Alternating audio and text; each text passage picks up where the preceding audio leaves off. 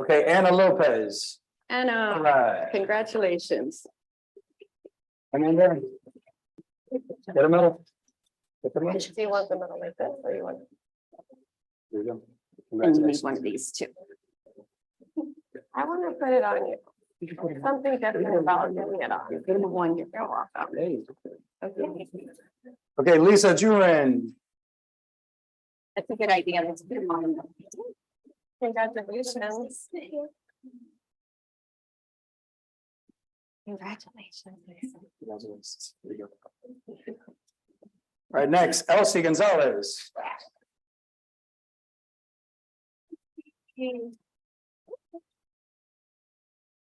Congratulations, Elsa. Congratulations. Helen Garcia Estrada.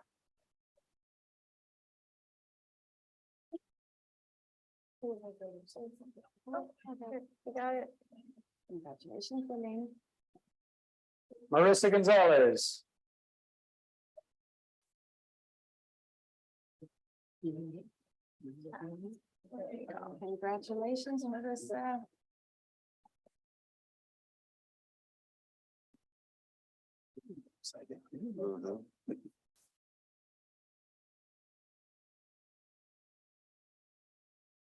Olivia.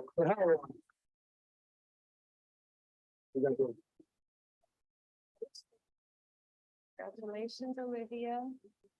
Samantha Gonzalez. Congratulations. Samantha? Yeah. Congratulations. Daniela Mesa. Congratulations. Congratulations. Congratulations, Daniela. Maya Gonzalez. Congratulations. Congratulations, Maya. Thank you. Isabela Trujillo.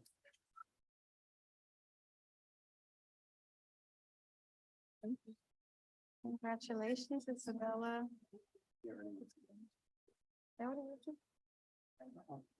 Hey,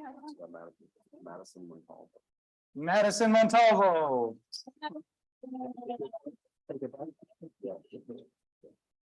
Congratulations. Madison, congratulations. Yes, yes. Has everyone got? That's it. Yeah. Wonderful. Someone else.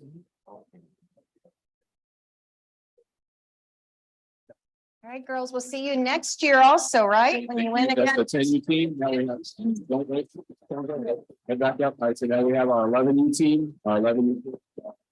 George. One more.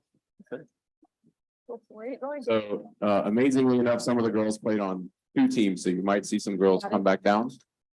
Oh, okay. Call their name. Cool. Really quick, one more.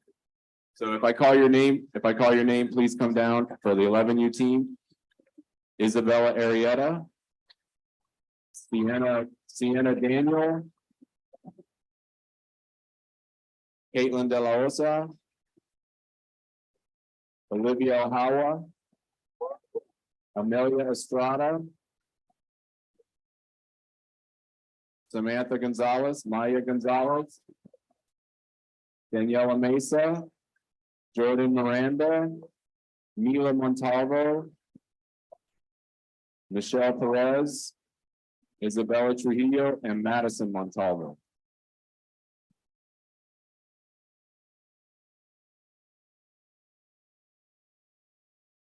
Congratulations, girls. Let's do our quick banner real quick. What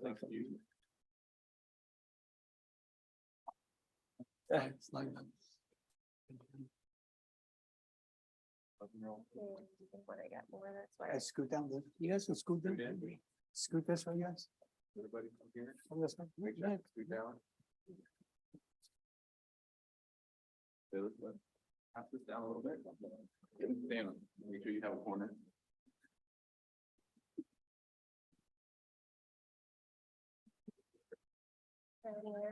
All right. Thank you. Congratulations to our 9 and 11-year-old district champions.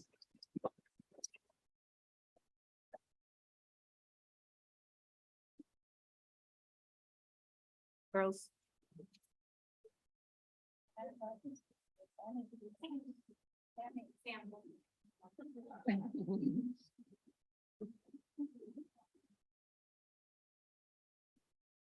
Thank you, girls, for making us so proud. Congratulations.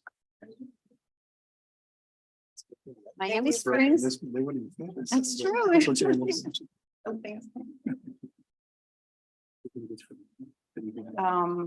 sure. Okay. Okay. Why don't you let George and Victor get these now? Yeah. Okay. Yes, that's. Those certificates, do you want to look I'm through? gonna. Are they from? Yeah. But are they still from this girl? Yeah. These girls? Because some Okay. girls already have, they only got one. Okay. Okay. All right, I'll take it. No, go ahead. No, Go I ahead. can't. Oh, You give it to sure. Jackie. You want it?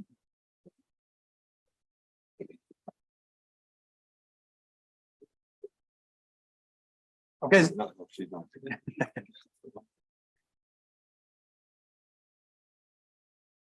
Mila Montalvo. Yeah. Congratulations. Congratulations. Jordan Miranda. Good job. Congratulations, Jordan. Amelia Estrada. Congratulations. Amelia, congratulations. Caitlin De La Osa. Congratulations. Wait 1 second. It was just had some rubber bands in it.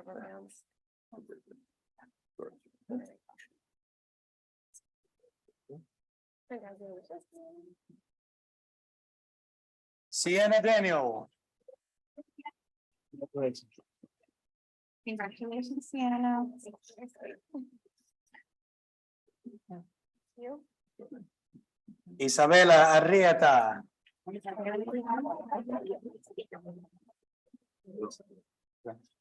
Congratulations, Isabella. Okay, and then for the rest of you, you already got your proclamation, but I'm gonna call you out so you get your medals. Sammy. Come forward. Samantha Gonzalez, congratulations. Congratulations, Sammy. Madison, Oh, double medal. Congratulations. Isabella,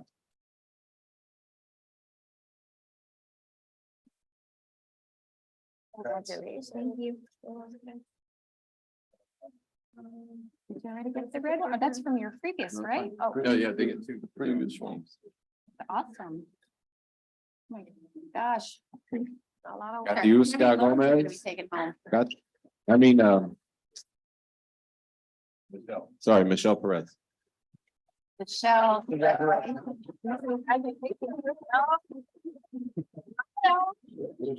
Congratulations, Michelle.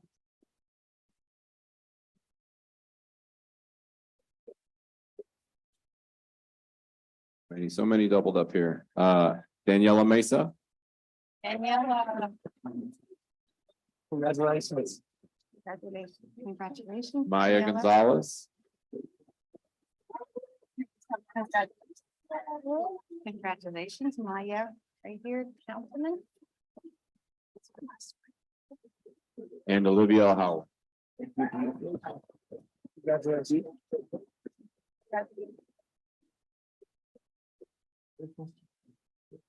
All right, thank you so much, ladies. You can head back. Thank you, ladies, so much.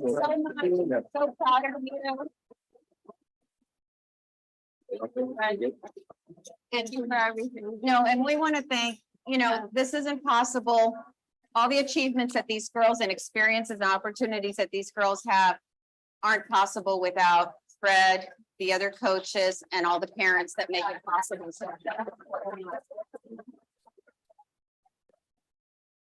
Looks like we're wearing cleats. They're ready to go.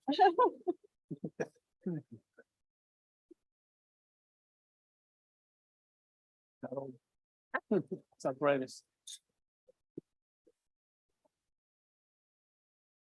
Okay. Our next presentation, this is really exciting because we're We have two big awards this evening, the Little League Girls Softball and recognizing the poster contest winners hosted by the Community Policing Unit. And we're going to have Officer Janice Simon present these awards.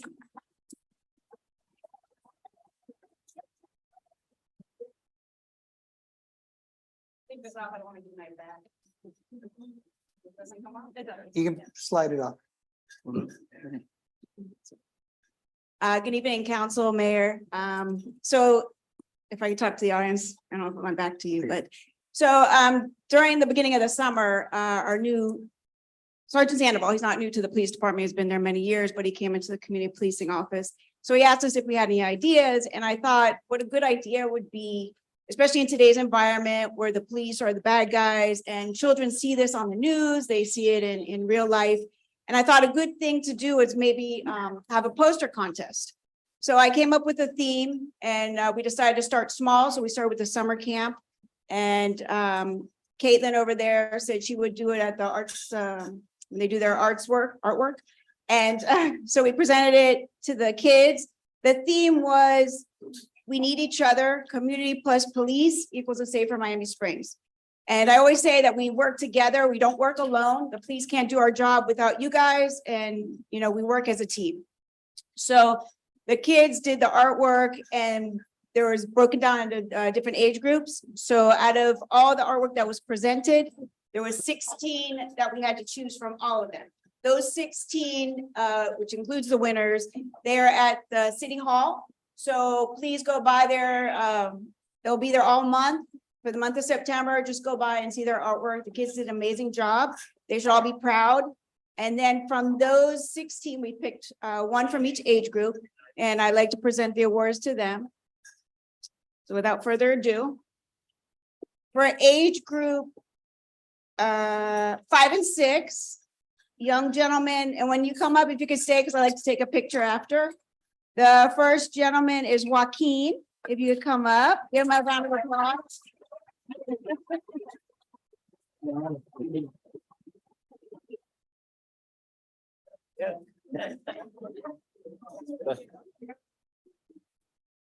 If you want to see his artwork, you got to go to City Hall. The next one is the winner, age group 7 and 8, Penelope Valido. Are you here?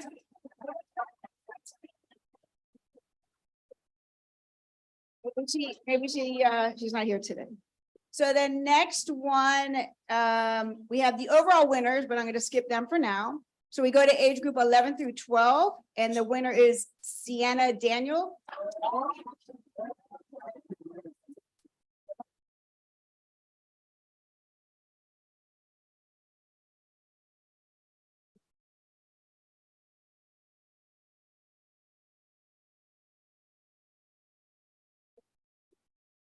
So part of when we are picking the winners, we are looking for their artwork to give the message that we were looking for, which was community plus police, and that we all need each other. And then the next age group was 9 and 10. The winners, so hold your applause. The winners it was a tag team. Apparently they work together. They are brothers. So they won in the age group, and then overall, they won the overall award.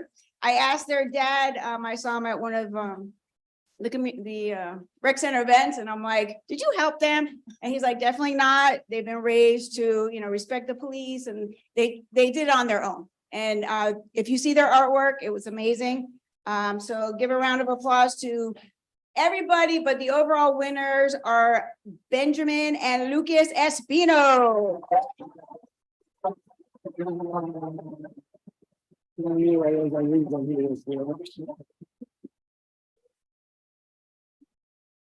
And then, since they were the top winners, we have a little goodie bags for you too, just some stuff from the police department, just to make it extra special. We'll just take a picture and then we'll give it back to the council. Thank you. Let's go. We'll take a picture.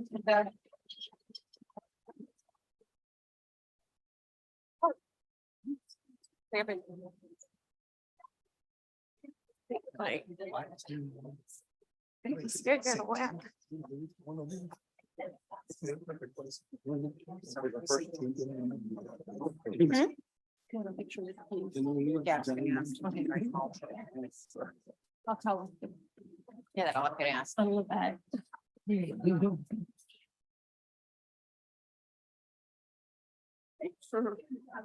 Uh-oh. That's okay, hold it. Just hold it. Sorry. Okay, look ahead. 1, 2. Sorry.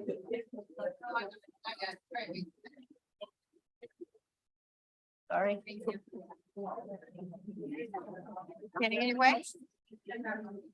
We're next, we're next. Okay. Mayor and council. and then Yes, and we'd like to ask, since we have several members from our police unit, Police department, please please join us also come on and join. while we take photos. Yeah, You guys, if you can scoot forward a little bit. for the photo of the community. Yeah, for the kids, yes. Please.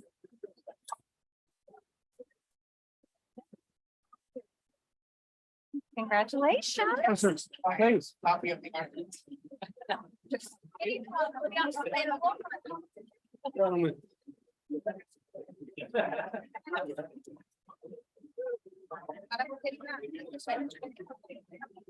I got it.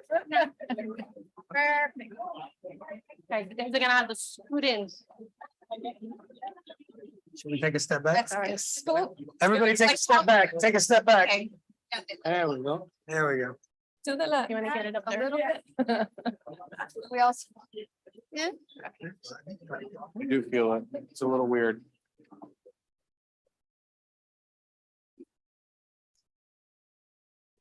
You know what came in to look at. Your parents, whichever your parents. look at. It's Okay, for Shannon.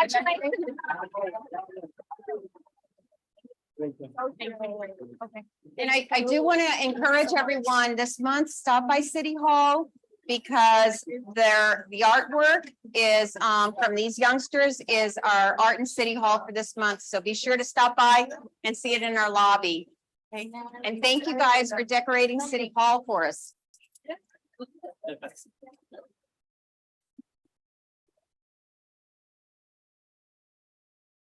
Oh, it's not working.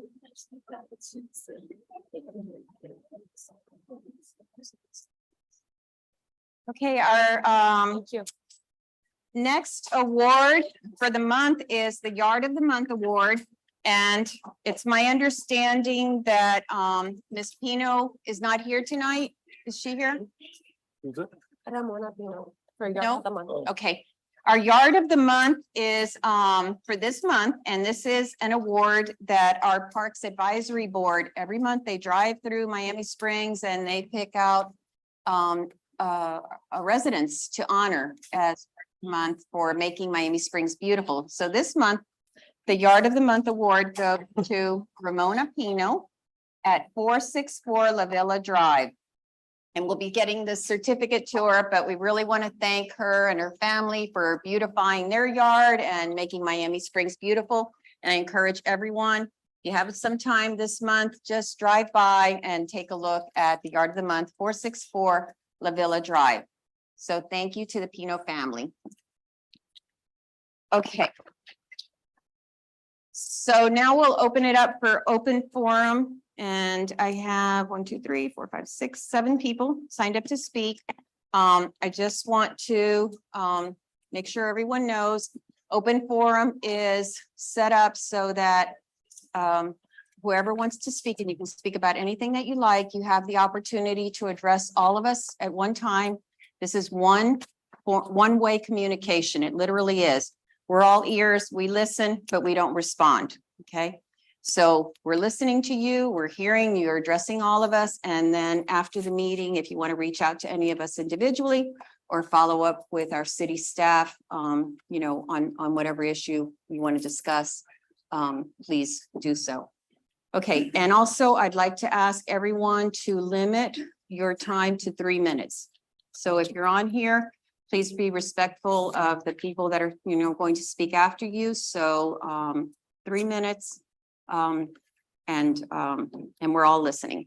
Let's start with Tomas Lopez. Good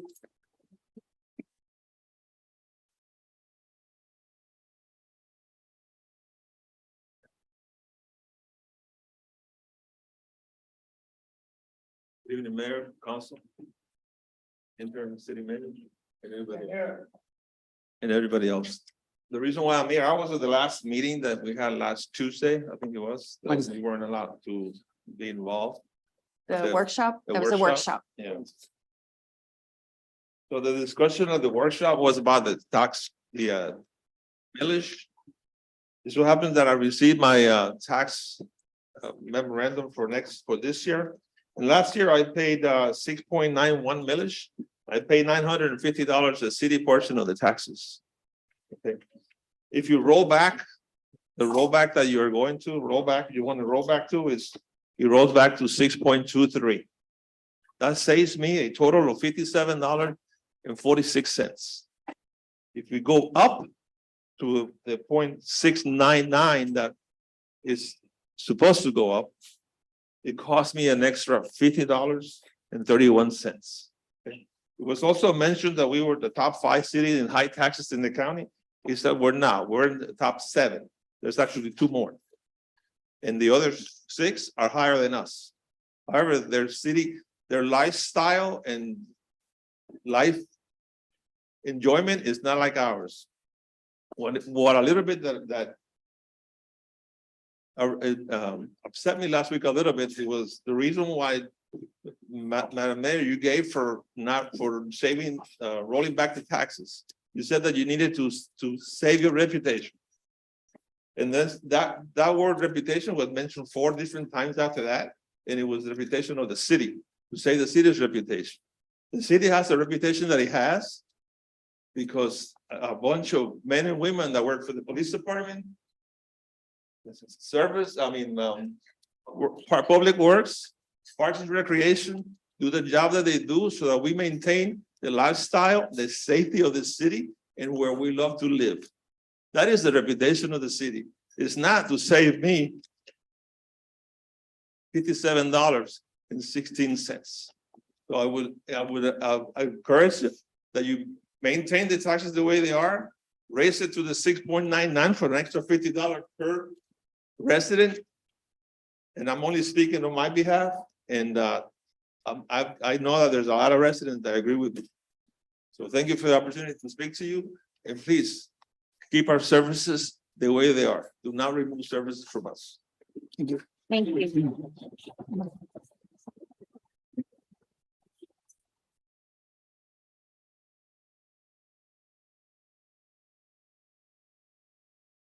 Victor Anchipolovsky, am I saying that correctly? Hello.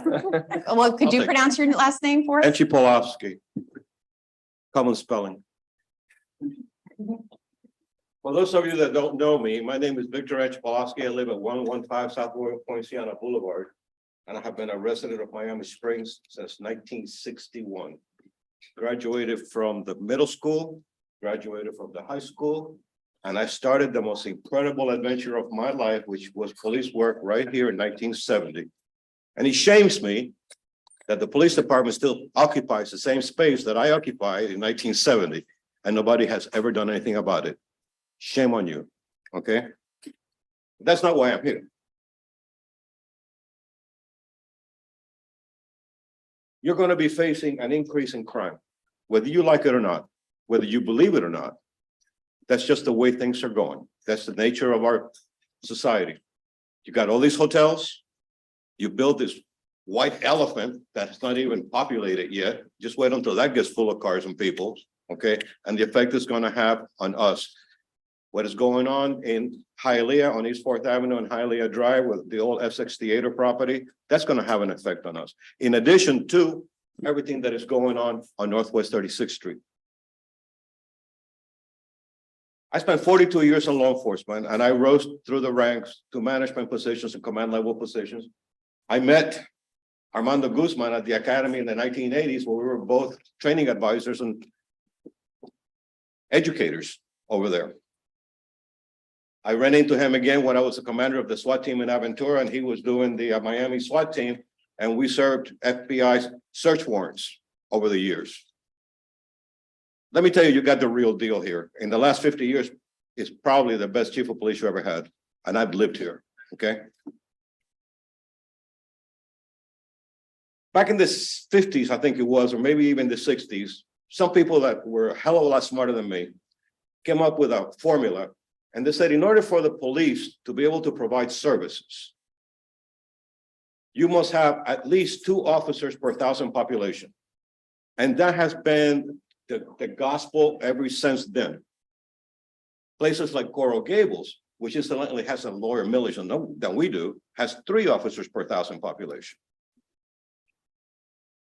And any one given day, between the full-time residents here and the people that work here and the people that stay at these hotels, you have somewhere around 25, maybe as high as 30,000 people in one day. This should be at least a 60-person police department. At least, in order to maintain a quality of life. Understand this, and you're all pretty smart. You see the houses in Miami Springs are selling for over $1 million. Give them $1 million worth of service. I think that that's what they expect. They expect police services of $1 million. And don't think that the county is going to come and rescue you, because the county has their own problems. Thank you, sir. Thank you, sir. Okay.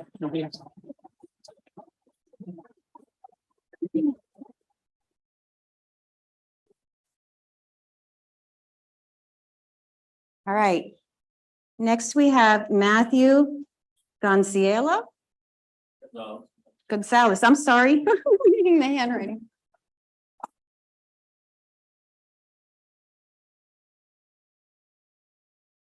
Good evening, everyone. My name is Matthew Gonzalez. I've been a resident of Miami Springs for more than 10 years. And my wife and her family, the Sanchez's, have been in Miami Springs since the 70s. Every Sunday morning for the last 10 years, I've joined a group of tennis players for some doubles action. We typically play from 9 a.m. to 12 p.m. In recent years, this crew's made it through COVID restrictions, killer hawks that have kept us from being able to get out to the tennis courts. But our ability to play and enjoy our time on the courts has never been more in jeopardy than it is now. Unfortunately, this group, some of which have been playing on these courts for more than 40 years, have diminished, due to the deteriorating conditions of the courts and the circumstances under which the tennis facility is now managed. Yesterday, I arrived just before 9 a.m., like my usual group does, and we saw that the 3 back courts were taken over completely by the pickleball players, and both front courts were reserved for private lessons. This kept us from doing something that we've been doing for years. And, this isn't about pickleball. It's not about these lessons. I've played pickleball. It's fun. My daughter takes lessons. But it really seems more to me about the company that was granted the management rights to the tennis center, having prioritized private lessons for non-residents over residents and longtime patrons who have basically been forced into buying memberships just not to be charged $6 every time they want to go out and play. For the record, that's more than $300 in court fees per person just to play on Sunday mornings. There was a time before the pickleball takeover when we could play unbothered for free on our local courts. But with the recent changes in management introduced and the pickleball at the tennis center, the tennis players have been swept to the side and kind of brought in and stuck with the demand that the pickleball has now created at the tennis courts.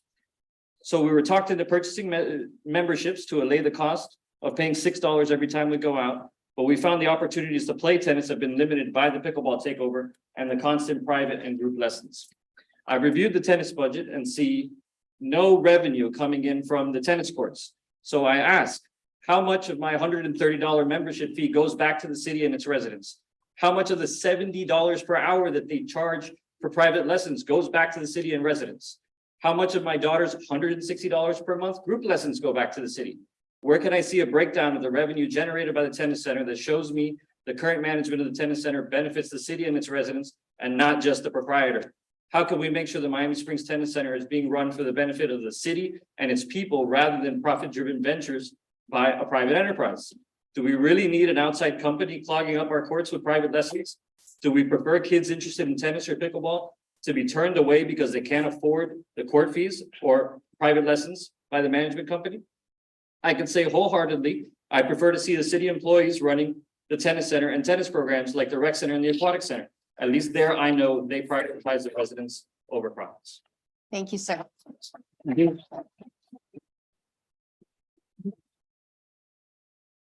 Okay, Lynn Brooks.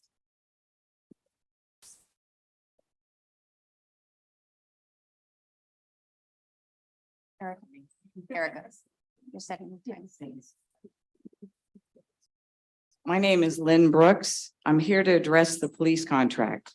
I'm very proud of the Miami Springs Police Department and my little town. I've owned and lived in my home in Miami Springs for almost 28 years.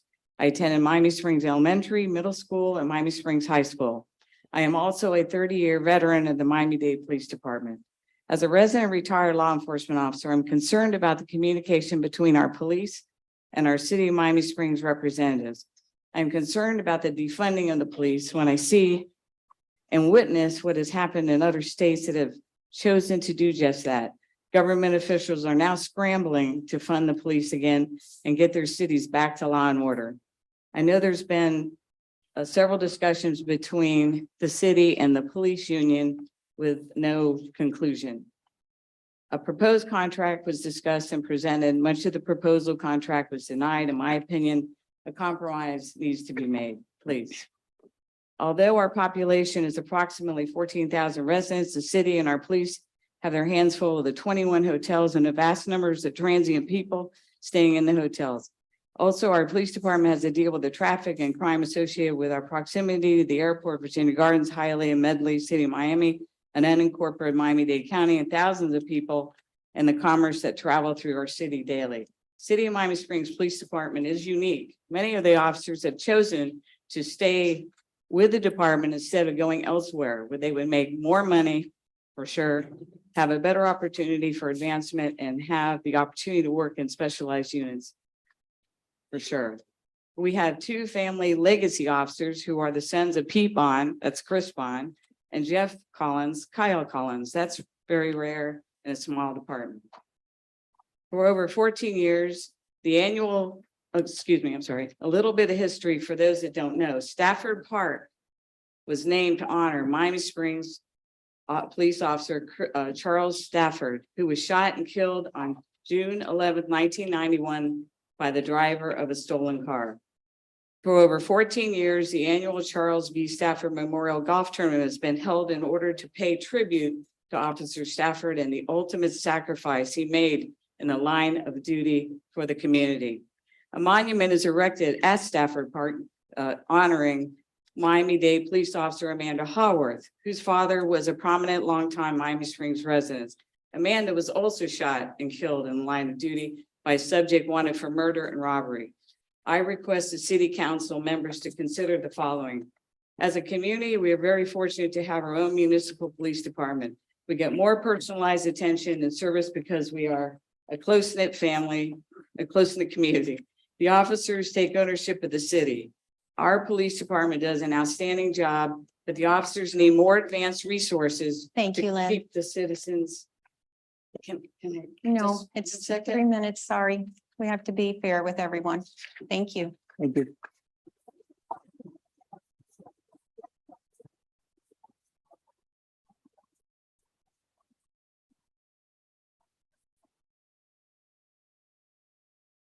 All right. The next name is Frank Fernandez. Good evening, Mayor and Council. My name is Frank Fernandez. I've been playing tennis here at the Miami Springs Tennis Courts for 50 years. I played for Miami Springs Senior High School from 1980 to 1983. I earned a full scholarship for tennis to Miami-Dade Community College, reaching the Junior College Nationals along with West Palm Beach in 1991. I went on to teach tennis at Costa del Sol and Doral Park as an assistant pro, as well as giving free clinics to underserved kids throughout Miami-Dade, overseen by the Youth Tennis Foundation and USTA President Bobby Curtis in the 80s. As an adult, I've competed both locally and nationally in USTA leagues, reaching nationals 3 times and winning one with Coral Reef, as Miami Springs never offered any type of team program for the adults.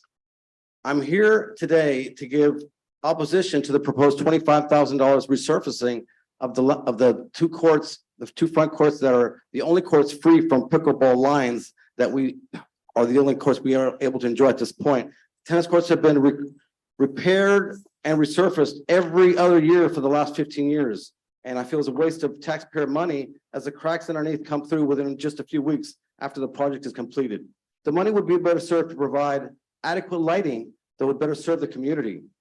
The hours should go back to what they were prior to Matchpoint LLC taking over, which would extend hours of play to 10 p.m. as was before, including Saturday night, when growing up always served to develop a closer knit community. Saturday and Sunday park hours peak hours between 8 a.m. and 12 p.m. should have at least 2 courts available for tennis, as 3 of them are taken for pickleball.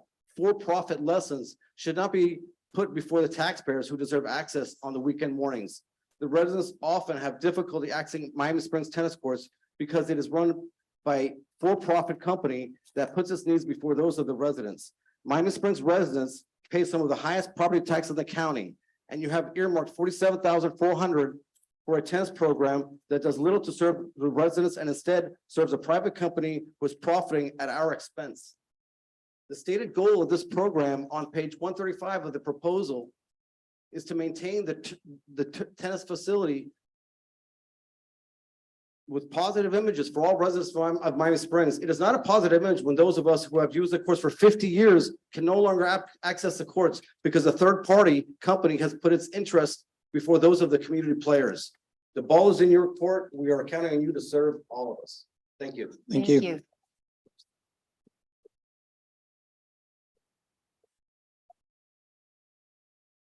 Okay, Carlos Conderi? Corderi.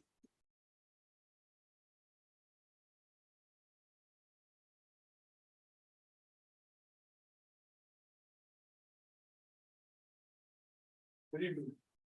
Good evening. I want to thank you all. You guys do a wonderful job. And I know it's tough. You got to cut from here, take from there. I'd like to talk to you a little bit about what's near and dear to me. The good Lord didn't bless me with a great sense of style for dressing or public speaking, but I ask you to bear with me on these. Okay. I was fortunate enough to be able to pick where I wanted to live. And this is where I picked. I've been living here about 17 years now. Okay, and the reason that I came to live here is because I remember when I went to high school here, I graduated in 1981. To this day, I'm 60 years old. And to this day, most of the tickets that I have are from here. So when I said to myself, where do I want to live? I want to live where I feel safe. Where do I feel safe? Here. I can live in Coral Gables, Miami Beach, Pinecrest, nowhere compares to here. Okay, this is the best place to live that exists. I thank you all for doing your part. But when I read that we need 5 more officers, and on the contrary, you're thinking of cutting the budget, that can't be.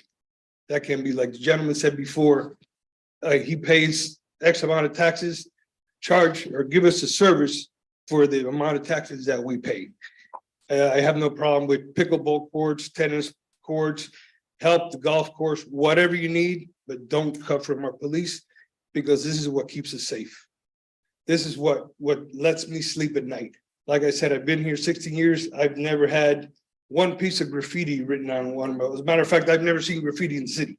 I don't know whether it happens or not, but when I cross that bridge from work, to me, it's like a different lifestyle. It's totally different. Now, not only do we need the 5 police officers, we need the equipment that they need. This is like if you have a manager of a baseball team, he could be the best manager in the world. I believe we have one of the best chiefs in the whole United States. But if you don't give him the players, he's not going to be able to field the team. He's not going to be able to win. So these are the things that we need. And like the gentleman said before, we are looking at a crime wave. It hasn't hit our city yet, but sooner or later, it's going to hit us. And are we going to be prepared when, God forbid, the mass shooting comes to our city? God forbid, again, I say, I'm glad all the kids left already, so they don't have to hear this. I'm sorry for the 2 little children that are here, but I had to say this. I had to say this. So not only is it hard to find good policemen, but from the time you get them, they just don't go and be great policemen. They have to be taught. It takes years and years. Thank you, sir. No, that was my time. Thank you very much. Well, thank you for spending your own time.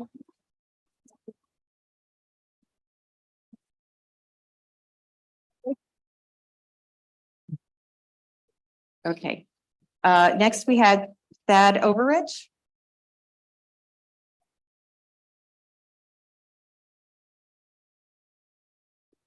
Good evening, council members and mayor.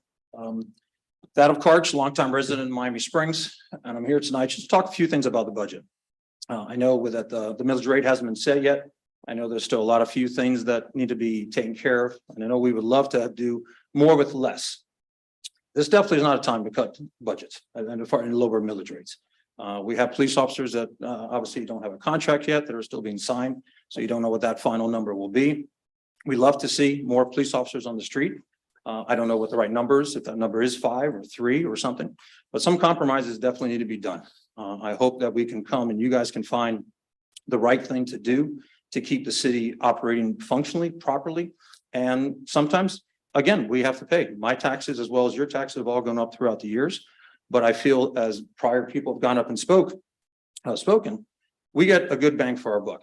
And I've never left Miami Springs for that reason. I've lived here for 53 years. And I will probably stay here for many more years to come. My parents lived here for almost 60 years. And I did that on a reason. And a lot of my friends have done it also because of the quality of life, pretty much so everything echoing that everyone else has said here. So I hope you guys can come to some good number that will at least keep the budget afloat, get us a few things that we do. And again, if it all can't be done this year, maybe next year.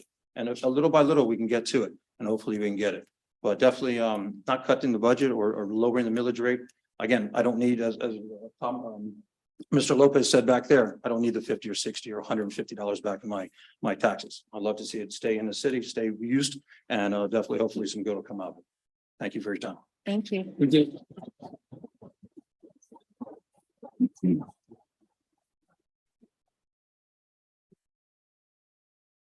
Okay, Dr. Manuel Garcia Estrada.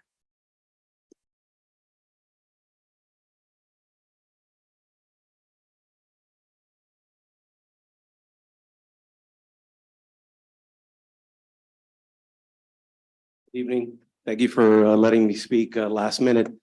I was actually going to prepare this speech for a future meeting, but I saw the first responders here and the kids, and I wanted to take advantage and talk to you guys about the potential dangers that could exist on the field.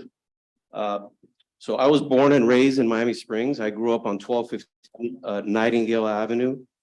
Back in the day when police officers used to drive by and give us police cards, or baseball cards actually. Then when I was 10 years old, we sold our house to Sergeant Kelly.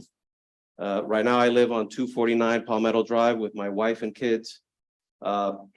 And I visited Prince Fields for the first time, again, after many years when my daughters were playing softball and football.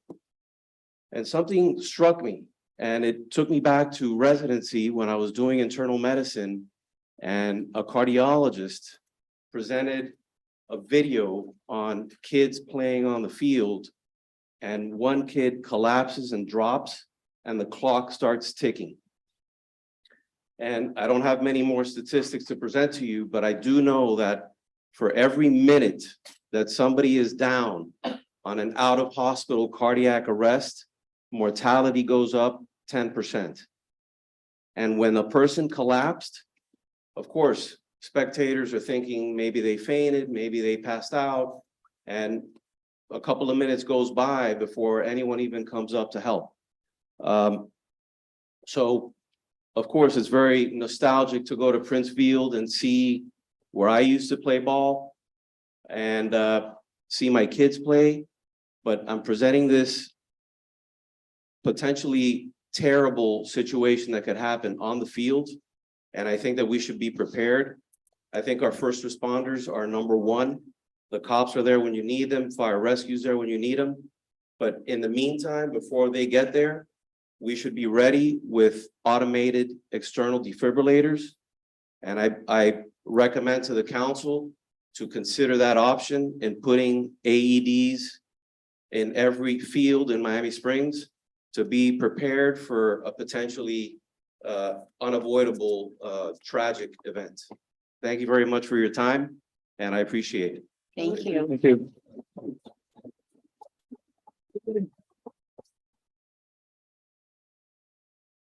I want to thank everyone who speaks at open forum. We truly, I know I do, and I speak on behalf of the rest of the council. We truly do value input from our residents. So thank you for taking the time to come to a meeting and speak. Okay, so let's move to approval of council minutes. And we have the minutes from the August 7th budget workshop and from the August 14th regular meeting. Motion to approve 6A and B. Second. Is it working? Councilwoman, you second it? Yes. Okay. Any discussion? Call the vote, please. Vice Mayor Santeen, Yes. Councilwoman Bravo, Yes. Councilman Behet, Yes. Councilman Vasquez. Yes. Mayor Mitchell. Here, yes. Motion carries. Thank you. All right. Agenda item 7 is 7A is a reappointment of the board member for the Ecology Advisory Board. Wendy, is she here? She's not She's- here. She okay. did express that she wants to continue. her Continue. service. Okay. This is a normal action for the council to reappoint. She already served for three terms, so it just requires council approval. Okay, and she's my appointee, so I'm just asking for the council's approval to appoint her again since she's willing to continue to serve. Motion to approve 7A. Is there a second? Second. Any discussion? Call a vote, please. Vice Mayor Santeen, Yes. Councilwoman Bravo, Yes. Councilman Behet, Yes. Councilman Vasquez. Yes. Mayor Mitchell. Yes. The motion carries. Thank you. All right, so we move to agenda item 8, which is a public hearing. And I'm going to open it up for the public hearing. Is there anyone who wishes to speak? Mayor, if I Yes. may, Yes, sir. read the resolution Okay. title first. and then- Yes. So this is a resolution of the mayor and city council of the city of Miami Springs, Florida, approving a final plat application by 4649 Northwest 36th Street LLC for property located at 4601 through 4649 Northwest 36th Street, folio number 05-3119-010-4040 and 05-3119-013-3930. Providing for conditions, providing for violations, providing for authorization, providing for recording, and providing for an effective date. Mayor, as you've Thank you. mentioned, this is a quasi judicial public hearing item. Usually we can open the public hearing for comments from the public, followed by a brief presentation by the city and then the applicant. Okay, thank you, Roger. So is there anyone that would like to speak on this item? If you're speaking, it has to be on this item. Open the public hearing. All right, we don't have anyone virtually, Erica? No. All right, I'll close the public hearing. So now we'll let Tammy or Sylvia. Sylvia Sylvia. from our planning, okay. And Mayor, if the Yes. planner could be sworn in at this time. Please raise your right hand. Will anyone give? Is the applicant here? Is the applicant here? Would you mind stand and raise your right hand? Do you swear or affirm that the testimony you're about to give is the truth? Thank you.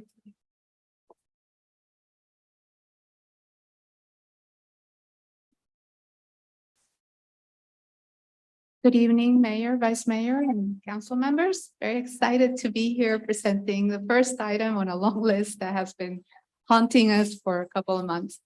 Moving things forward. I'm not going to make a long presentation. We'll let the applicant do that. But this is a relatively simple item. It's been a long time coming. Just a little bit of history that this is a replat of property consisting of 2 parcels at 4601 Northwest 36th Street and 4649 Northwest 36th Street, as well as an alley that has been vacated between them. The tentative plat was approved by the council on May 24, 2021. And subsequently, the plat was submitted to the county and obviously has taken a little while to get it back. But at the same time that the T-plat was, around the same time that the T-plat was approved, there was a site plan associated with it. And so the the approval of the final plat will enable that project to move forward. And I'm sure that you're all looking forward to that. So if you have any questions for me, I'll do my best to answer them, but I don't have a lot of history with the project because obviously it's been a while, but I'll do my best. There any questions for Sylvia? Yes, sir. Yeah, in reference to the vacating of the alley, Yes. how does that affect the adjacent properties? It is my understanding that the vacation, when it happened, it had some terms that continue to permit the services to be provided, so it's like an easement. Is that correct, Roger? I believe that's the case. So will we In other service words, the other properties? It will service these properties, it'll continue to serve these properties because that's the only portion of it that is being vacated. Right, but to get access to the other ones, at least, you know, I haven't Well- gone into the details. You go through 36th Street. But this Like our property is church. going to be redeveloped as a single property. So essentially that portion of the alley will not exist. Correct, I got you, but just in reference to our services, right?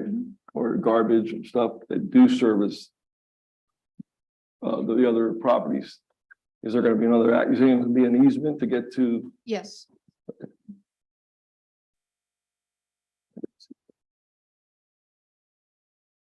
Through the chair. Yes. Can I get confirmation? I know that there was a variance that was approved on January 13th of 2020.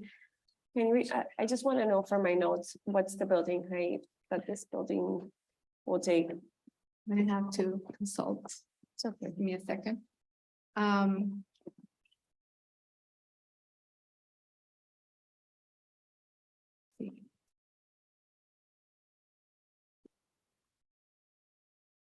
There was. Let's see, there was an FAR bonus. And.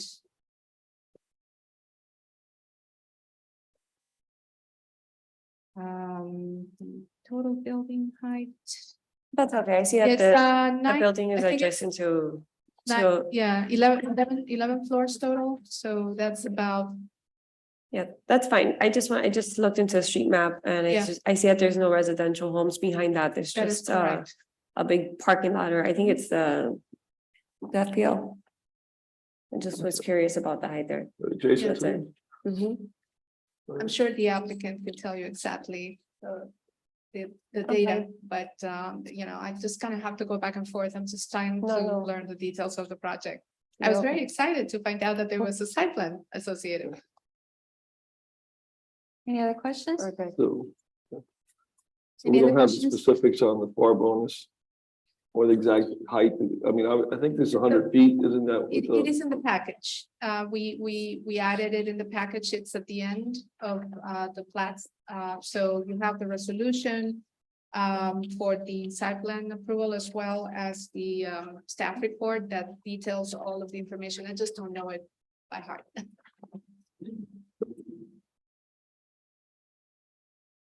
Anybody have any other questions? Okay, I actually have it. I know, I'm sorry, 11 stories. Okay. 292,194 square feet of mixed use.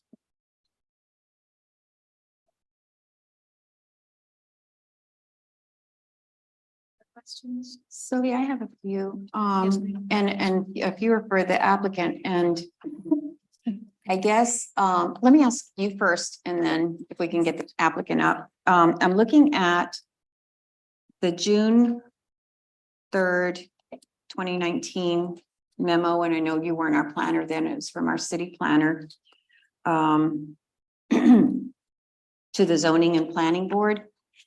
But I'm seeing all these, and I'm not sure if this is accident, like on page 5, or I guess I don't understand why this is on there. On page 5, it seems like this is from the One Town Center project.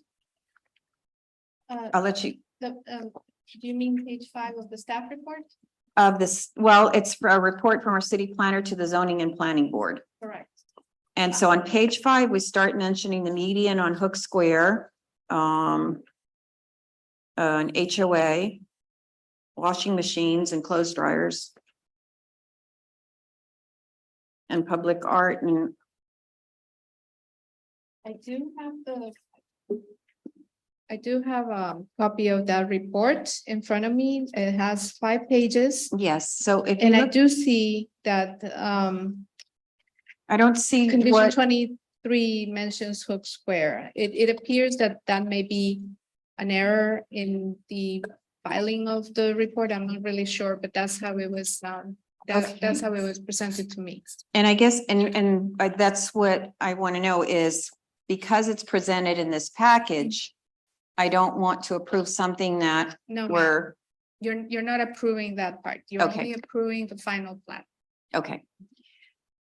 In the So same. This is just backup for your Okay, recollection. so even though it's in our package, this email, and it has a whole bunch of items that I don't know, they were cut and pasted from the One Town Center. About the HOA and the washers and dryers and all, but there is something in here. It says, a unified applicant must agree to a unified development that utilizes the full development site in a manner consistent with the site plan entitled Miami Springs Development Overall Site Plan, prepared by EOF Designs and dated March 31st, 2016. Are we still referring to this document?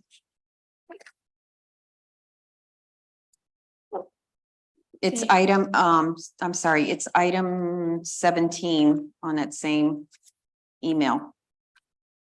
On page 4. That is interesting. I don't know what that document is. So we're going to have to do a little bit of research into the public record that pertains to that particular item. But this is, as far as the item is concerned tonight, this is just backup. Okay, Because so much time has gone by since the plan was approved. We needed, you know, or at least for me and for you, I believe as well, sort of give you the whole history of it. But tonight, the only thing that you're approving, like I said, is going to be the final plat that will allow for the unification of the 2 parcels and the alley that has been vacated. Basically. Turning it into one plat. One. that yeah, faces, one that side. fronts 36th Street. Okay. Correct. Okay, and then, and I don't know if you can answer this or if it's the applicant. In these, and I know it's been, I guess, 2 years. Why did it take so long to get here? This was, huh? COVID, From not sure. 21 to, I'm not really sure why it took so long, but as a matter because, of fact, the county, I know, has been taking a long time for the processing of plats. We have situations such as this in other communities as well. okay. There's several items listed on here that the project's going to include. And I don't know, is that still the plan? I mean, it's been a few years. So, for instance, and I love the streamlined style of the building, the original, or at least the photos that we had originally. Is that still going to be the style? Has anything changed on that?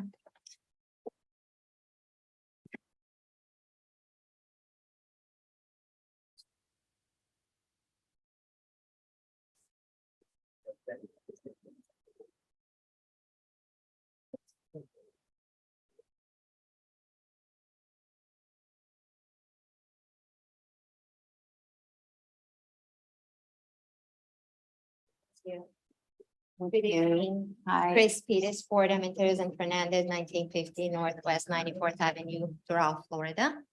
We are the surveyors and we represent the property owner of the plat called Oliva Subdivision. We, the surveyors, were not involved in the process for the site plan approval, but it's our understanding that this is what has been approved by the Planning and Zoning Board and by the council, and this is how the building is going to be completed. So the site plan has been approved, the tentative plat has been approved. not only by the city of Miami Springs, but also by Miami-Dade County.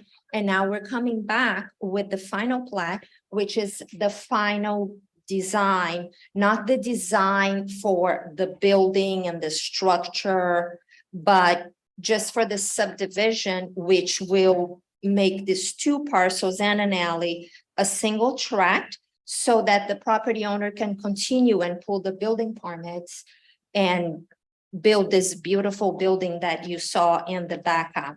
Now, to go back and answer the question you had, unfortunately, I think we may have to do some research because I don't understand what that hook square, is that what it's called? Why that was included in the staff report for the site plan approval. But the design that is shown here in the package, and I reviewed that, it was the site plan that was approved. Okay, and that's what I want to know, because it's been several years, and I understand this is what we're approving as a plat of turning two properties basically into one. So he Yes. can build, but it's been several years, so I want to make sure Yeah, what we're approving now, if there's any, significant change in what was presented to us as what the plans Yeah. were. If this is the building design Correct. that was We presented to us back then. we'll make sure that there was not some error in the sort of saving of the document, with those conditions that obviously There's do not several belong in there. there, Sylvia. if you go However, through 'em. The approval of the site plan, as far as I can tell, has as a condition that the building will be built substantially according to the plans that were approved. So regardless of whether that happened 5 years ago or 2 years ago or last week, it Mhm. has to be developed substantially in accordance with the plans that were approved. If there are changes, the applicant will have to come back and submit to you for your review and approval again as a modification of that approval. Okay, so, and those would be the items that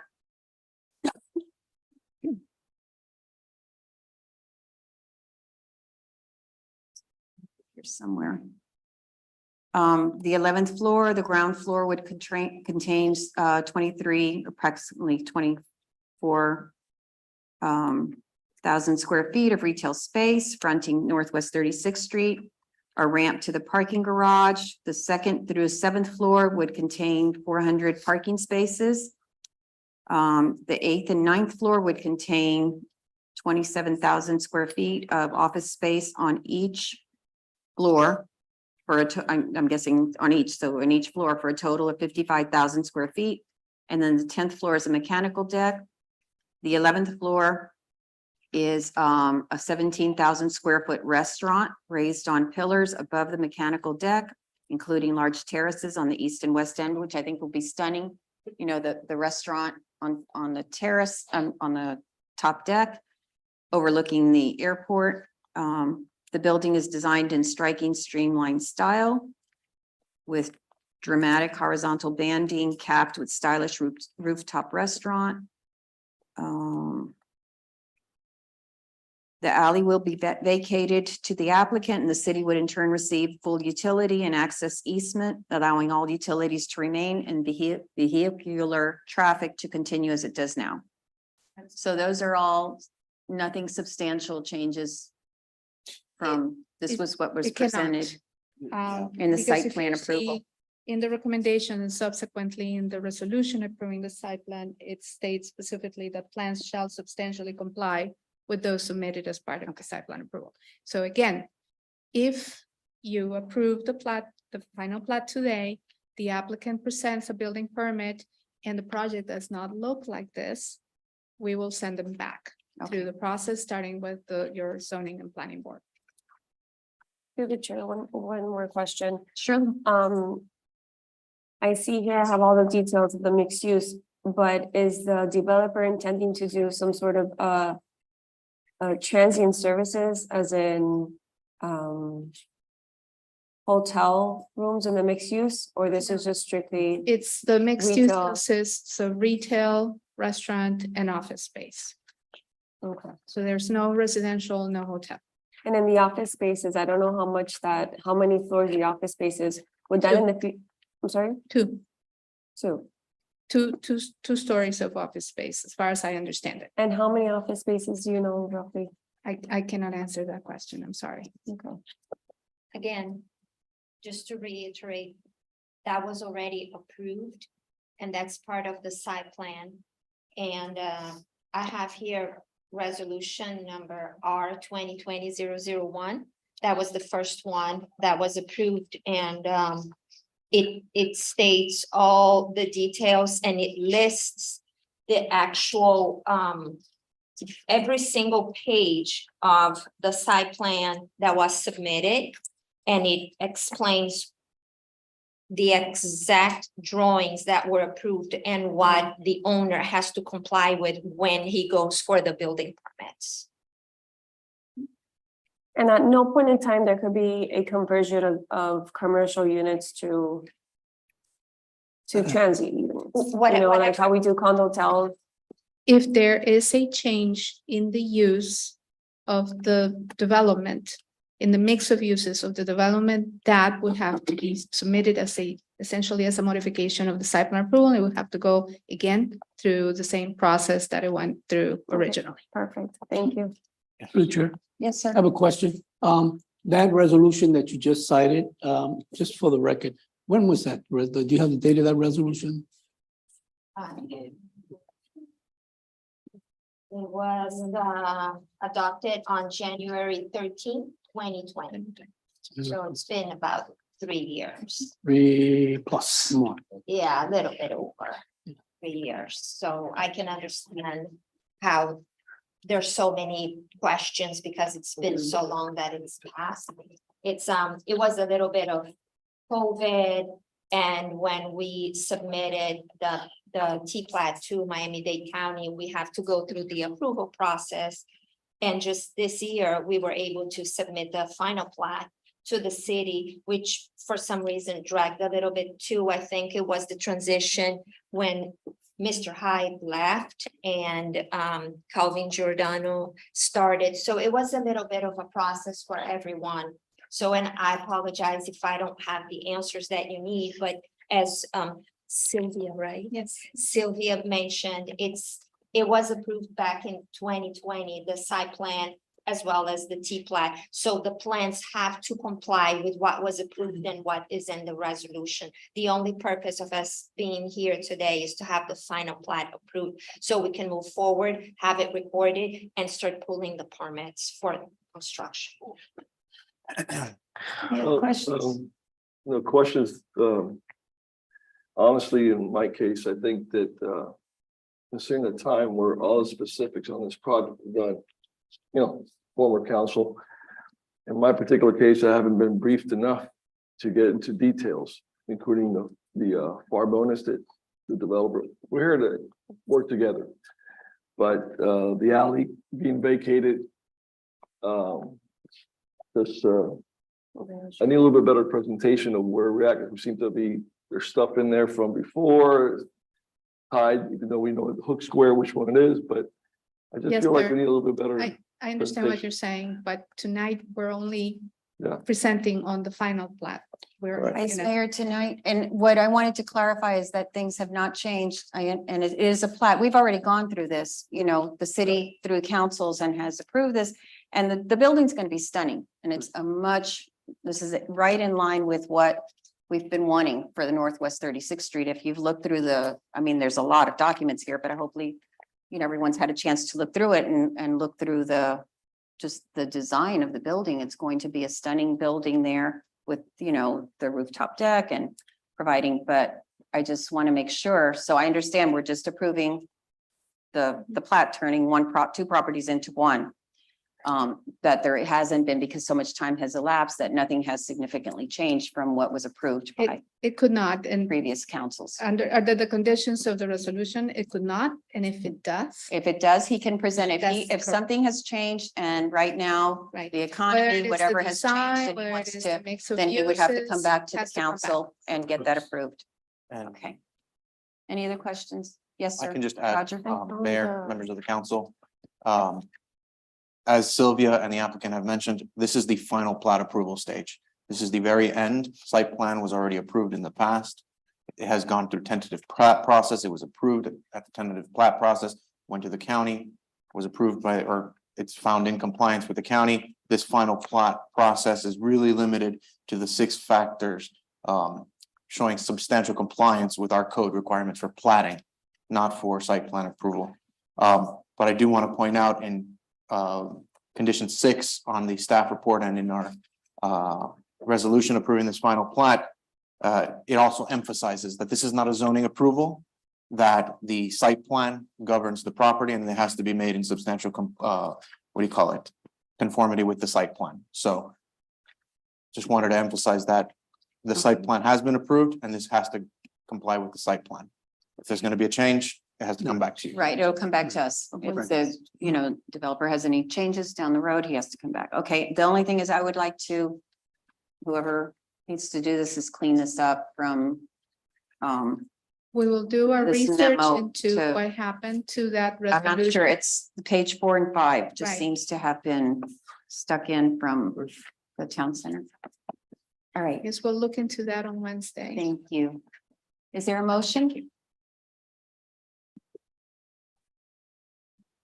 I mean, Motion to approve 8A.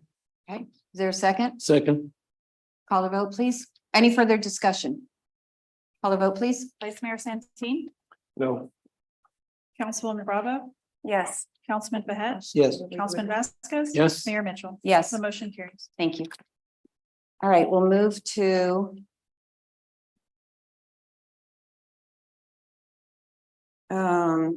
the consent agenda. And thank you, Sylvia, and what was your name? Chris. Chris, thank you so much for being here, both of you. Your support.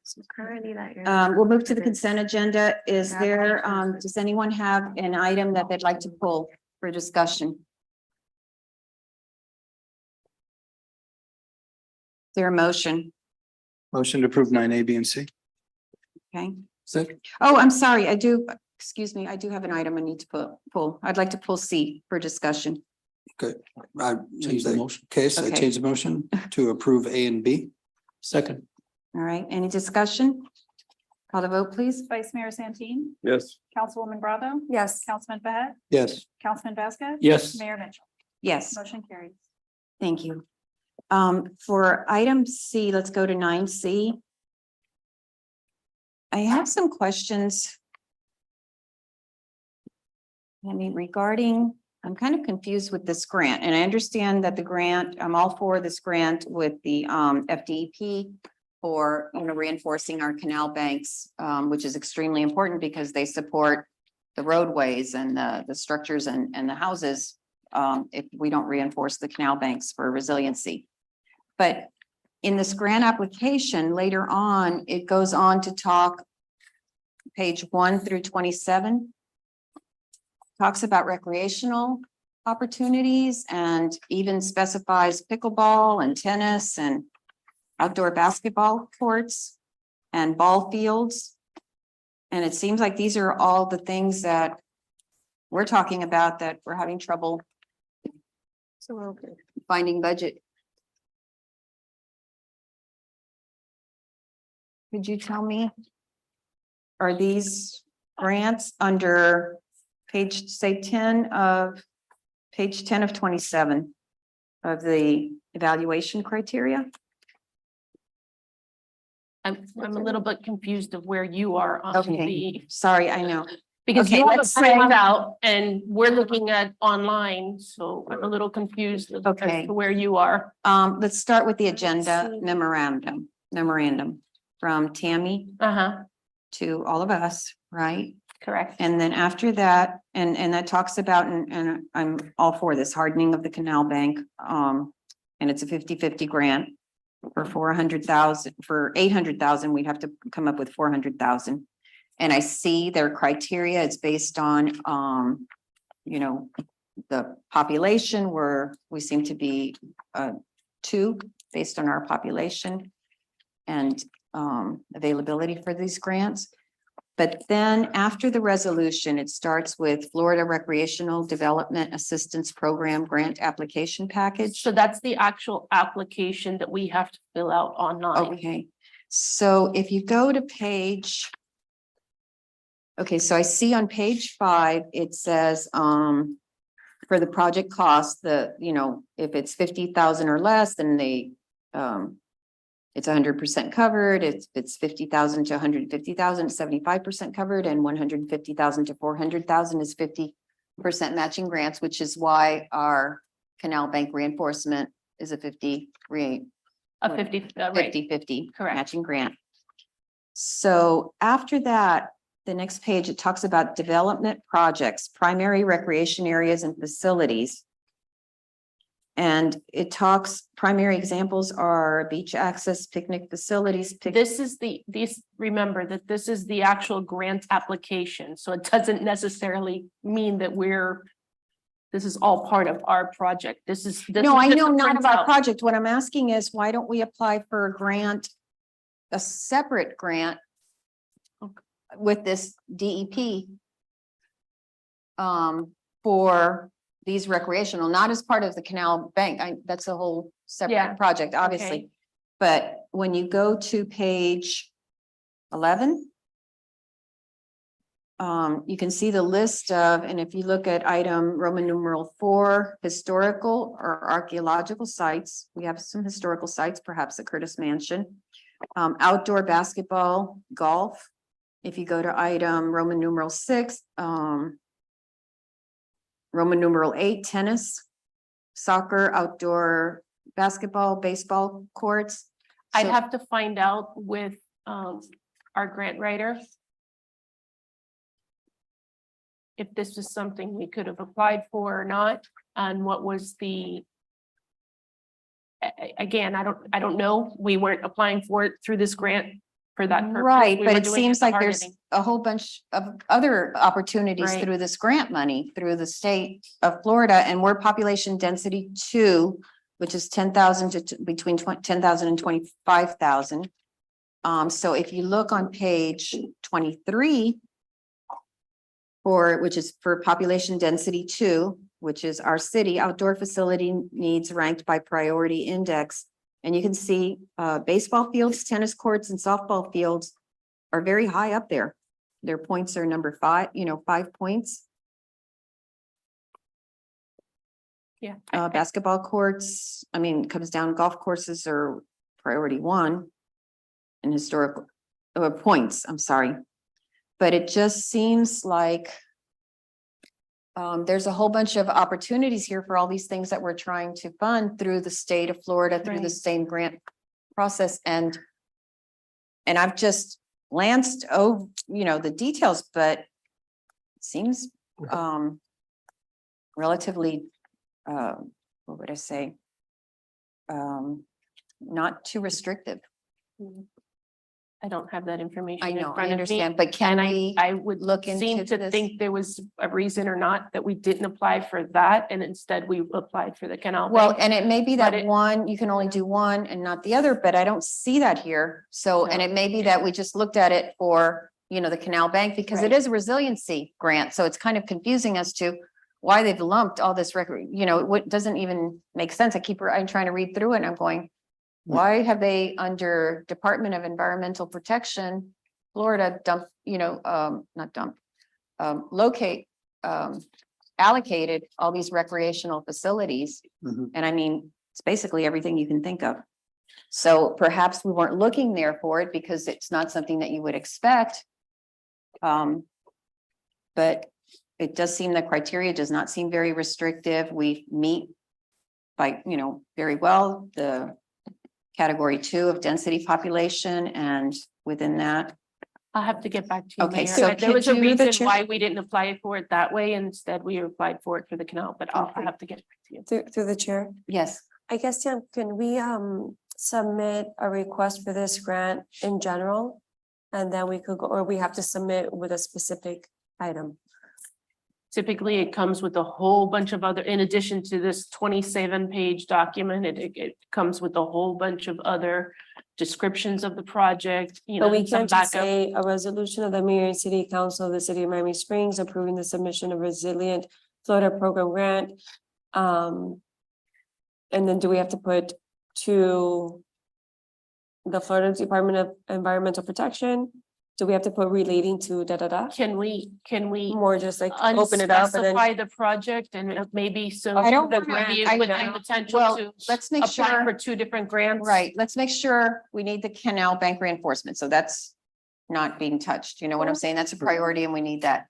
But let's look and see if these are, yeah, I don't, What I'm saying is that if we apply for the grant, we know that's a priority, so we'll go ahead and as a council, we'll go ahead and direct staff how we want to use those grants. I But think- still not, I think when you look at the worksheet of what you have to enter, you have to say what you want I to use don't it know, for. that's why I was Right, asking. it's not, you know, but it says tennis courts, it doesn't say pickleball courts, but tennis courts, pickleball courts is basically the same thing, it's just probably So not how something about, that was on their radar. how about I recommend this? Because of the state, the cost share and the grantee share, how about if we try to apply for something less than the $50,000 yeah. or less?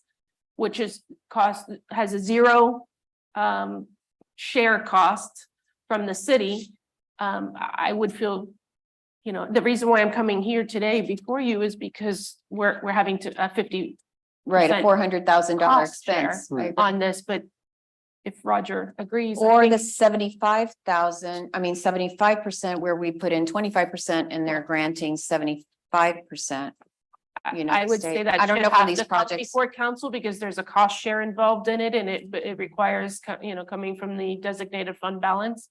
In the other case, $50,000 or less does not require any cost share Okay. by the city. It's 100% grant. Good evening, Mayor, members of the council, again. So I don't file grants, but I have seen in the city and in other municipalities that typically when authorization is required for submission of a grant, it has to be done in connection with a specific project. And the reasoning behind that is because a lot of these state agencies want to see that the council is committed to a particular project. So if the council desires to apply for other grants, I think staff should come back with information as to that.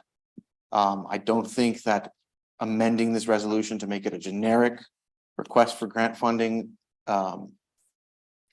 is the appropriate. Yes, strategy. no, thank you, Roger. By no means did I mean to amend this. Yeah. I just wanted to discuss this while we were on this topic of this grant.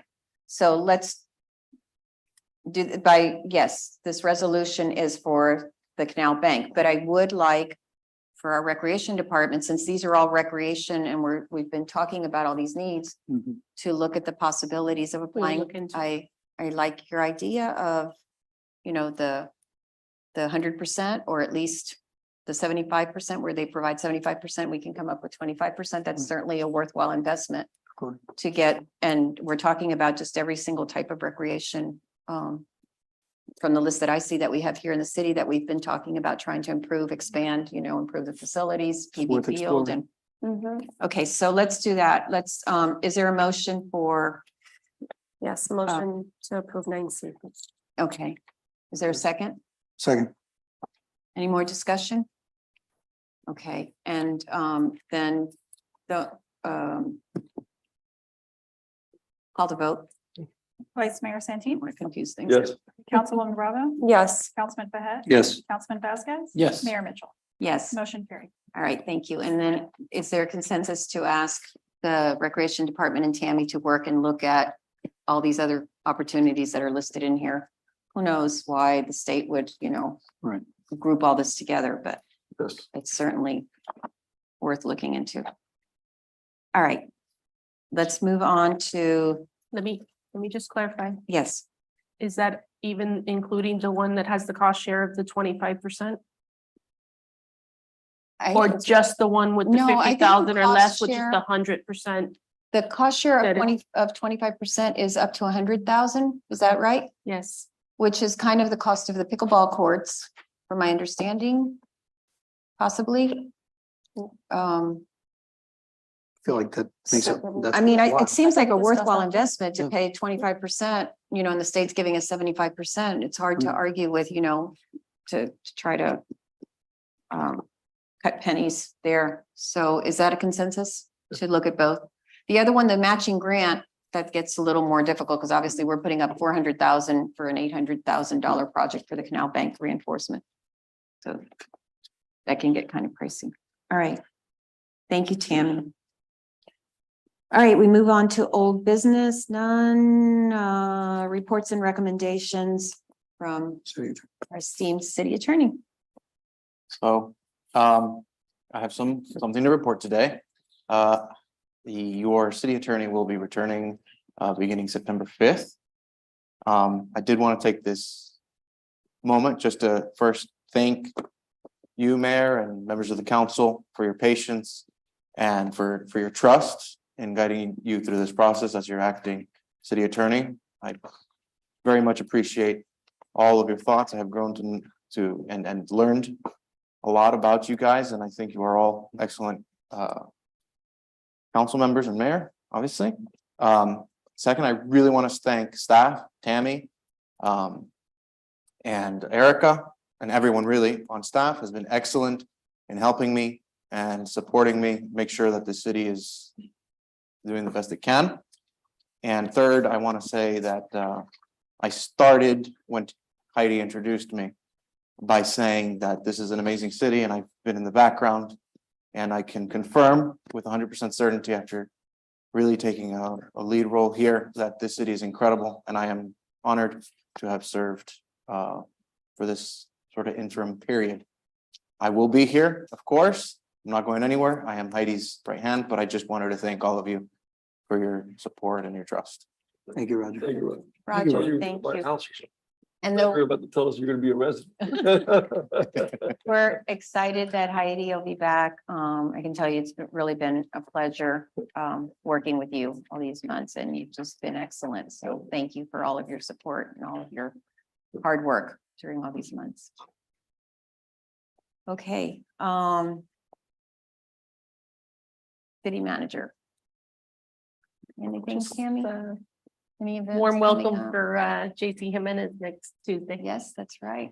He's gonna hit the ground running. It's more like a hot welcome. Oh, yeah. Okay. All right, let's start with the city council, vice mayor. I'd like to hopefully get a consensus here, and it's might not all of us be on board on this. I hope we are, but our workshops, I think, a little contentious, but overall pretty civil, to say the least.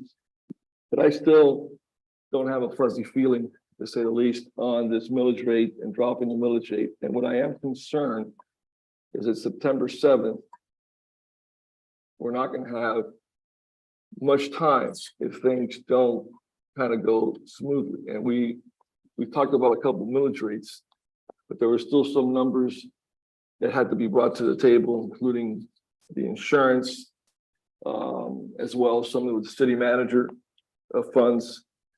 And I would like to get the consensus from the rest of our council to see if we can sneak in another. I think we got it pretty down packed now, and we went line item to line item, and even talked about maybe deciding on the millage rate. But I'd like to go into that September 7th meeting, like we're all already in agreement. And I believe What's the we're not. September What- 7th meeting? meeting? The 11th is the council. 11th. It's the 11th. Okay. September 11th. If I- Okay. This is gonna be our The first. council it's gonna meeting, be our the first council meeting. Reading of it, and if anything there, we don't have much time to really, come back to the table. So I would like to recommend, if we can, we all have the consensus, of course, I would like to have another workshop meeting. But can't we we can propose changes after the first reading and before the second reading, correct? Yes, is that correct, Roger? Yeah. Yeah. The first reading is, So, okay, Yeah. let me be more specific. Okay. Changes to the budget line items can be changed between first and second reading and before. Yeah. So yes. And we'll have opportunities for open forum for people to speak. I mean, I think we're gonna have time to kind of mull things over. I mean, if you guys want to have I feel like we've met more in this budget than we have in the past, so. Tammy, did you have We're something? putting to a add? lot of pressure on Chris, Chris. because I think the issue is, Chris being able to, Through the chair. yes, sir. Can she finish her statement? Oh, I'm sorry. What were you saying?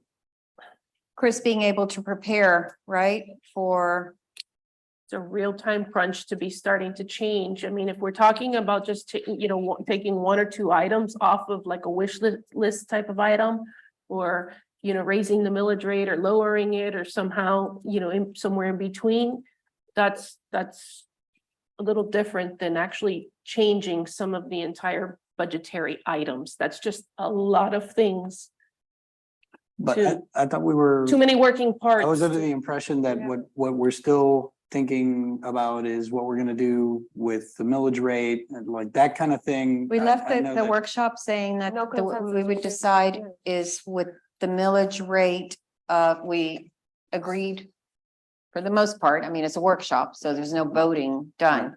It's a workshop. I want to make that very clear. But we agreed to the budget items, what we felt we could budget, what the staff had asked us to budget, what additional things we felt we could budget on the wish list. And we agreed at the September 11th meeting to decide whether the millage would be a 0.05. Am I saying that right? A 0.01 or 0.005? No, 0.1. 0.1 or Or 0.05. 0.05. Okay, thank you. And that would be again, and I want to make, We could stay the same. and I want to make. We have those very, numbers as well. Very, very clear that when we're talking about a small increase, it's true, a small increase, bigger deal. What's really important here is what we set up for Miami Springs. And believe me, what is looked at for Miami Springs is whether we have the ability to continue to bring our millage down. And if we're not able to do that, as far as investments into the city, it's this, well, right now it's at this, but next year it could double because, they want whatever, or they could go up right away.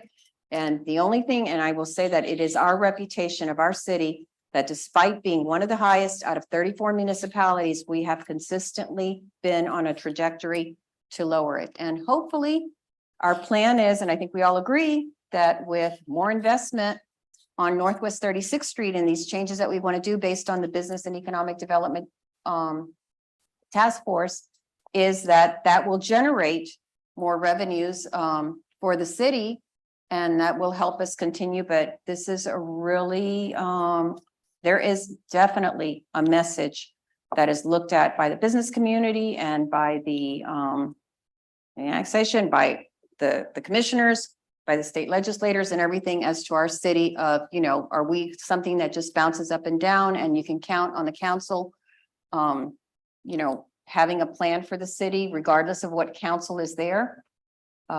Or is it just, sometimes it's higher, sometimes it's lower based on, whatever it is that they want. So I'm going to warn you again.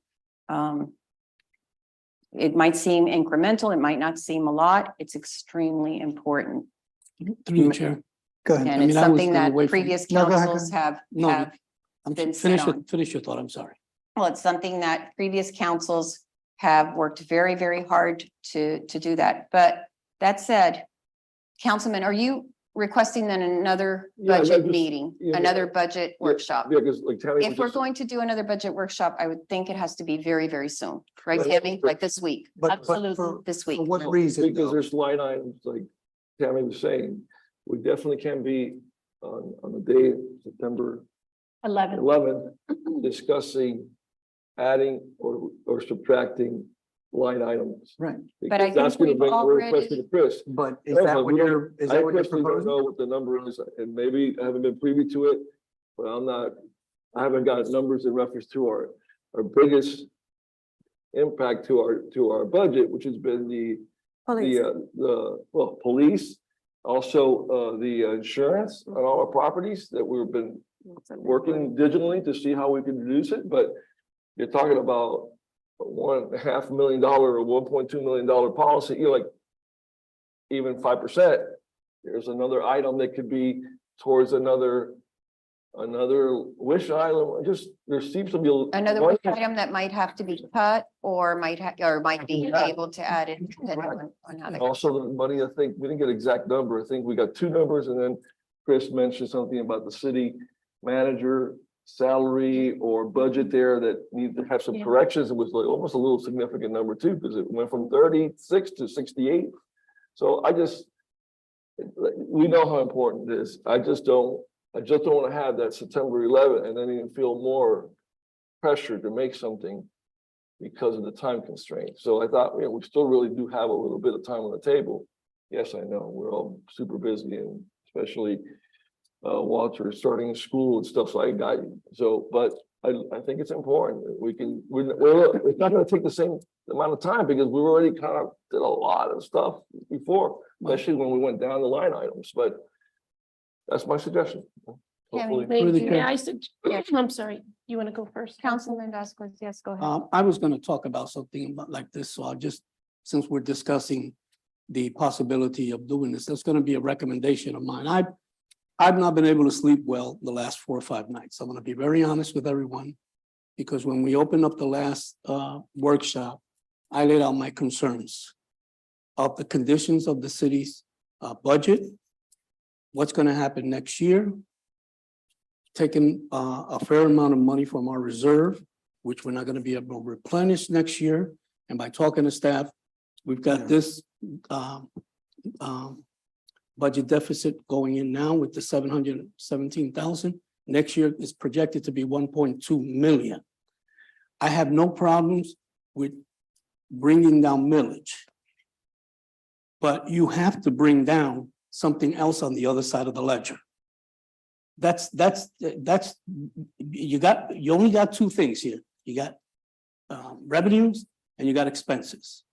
And one of the reasons why our millage has been so high, as far as I've been able to understand, is that we got a great city. Everything we do costs money. The police costs money. The parks and recreation, everything costs money.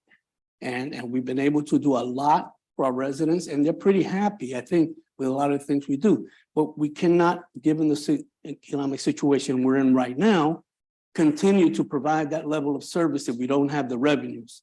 So I've really had a change of heart completely on the wish list myself. So you're saying we can cut items from the wish list. I just want to make a comment about, our city being great, and believe me, no one Yes. touts our yes, city being great. There are a lot of other cities that provide a ton of services to their residents and have half the millage that we do.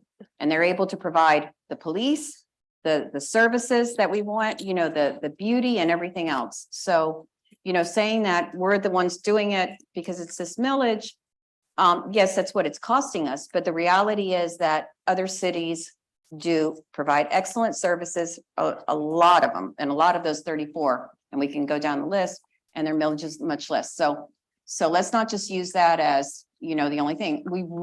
It's our responsibility to think this out, and it's our responsibility to make sure that whatever we decide, look, it's really easy to, and I want to say this because it's really is easy when we hear from a resident, we all want to please.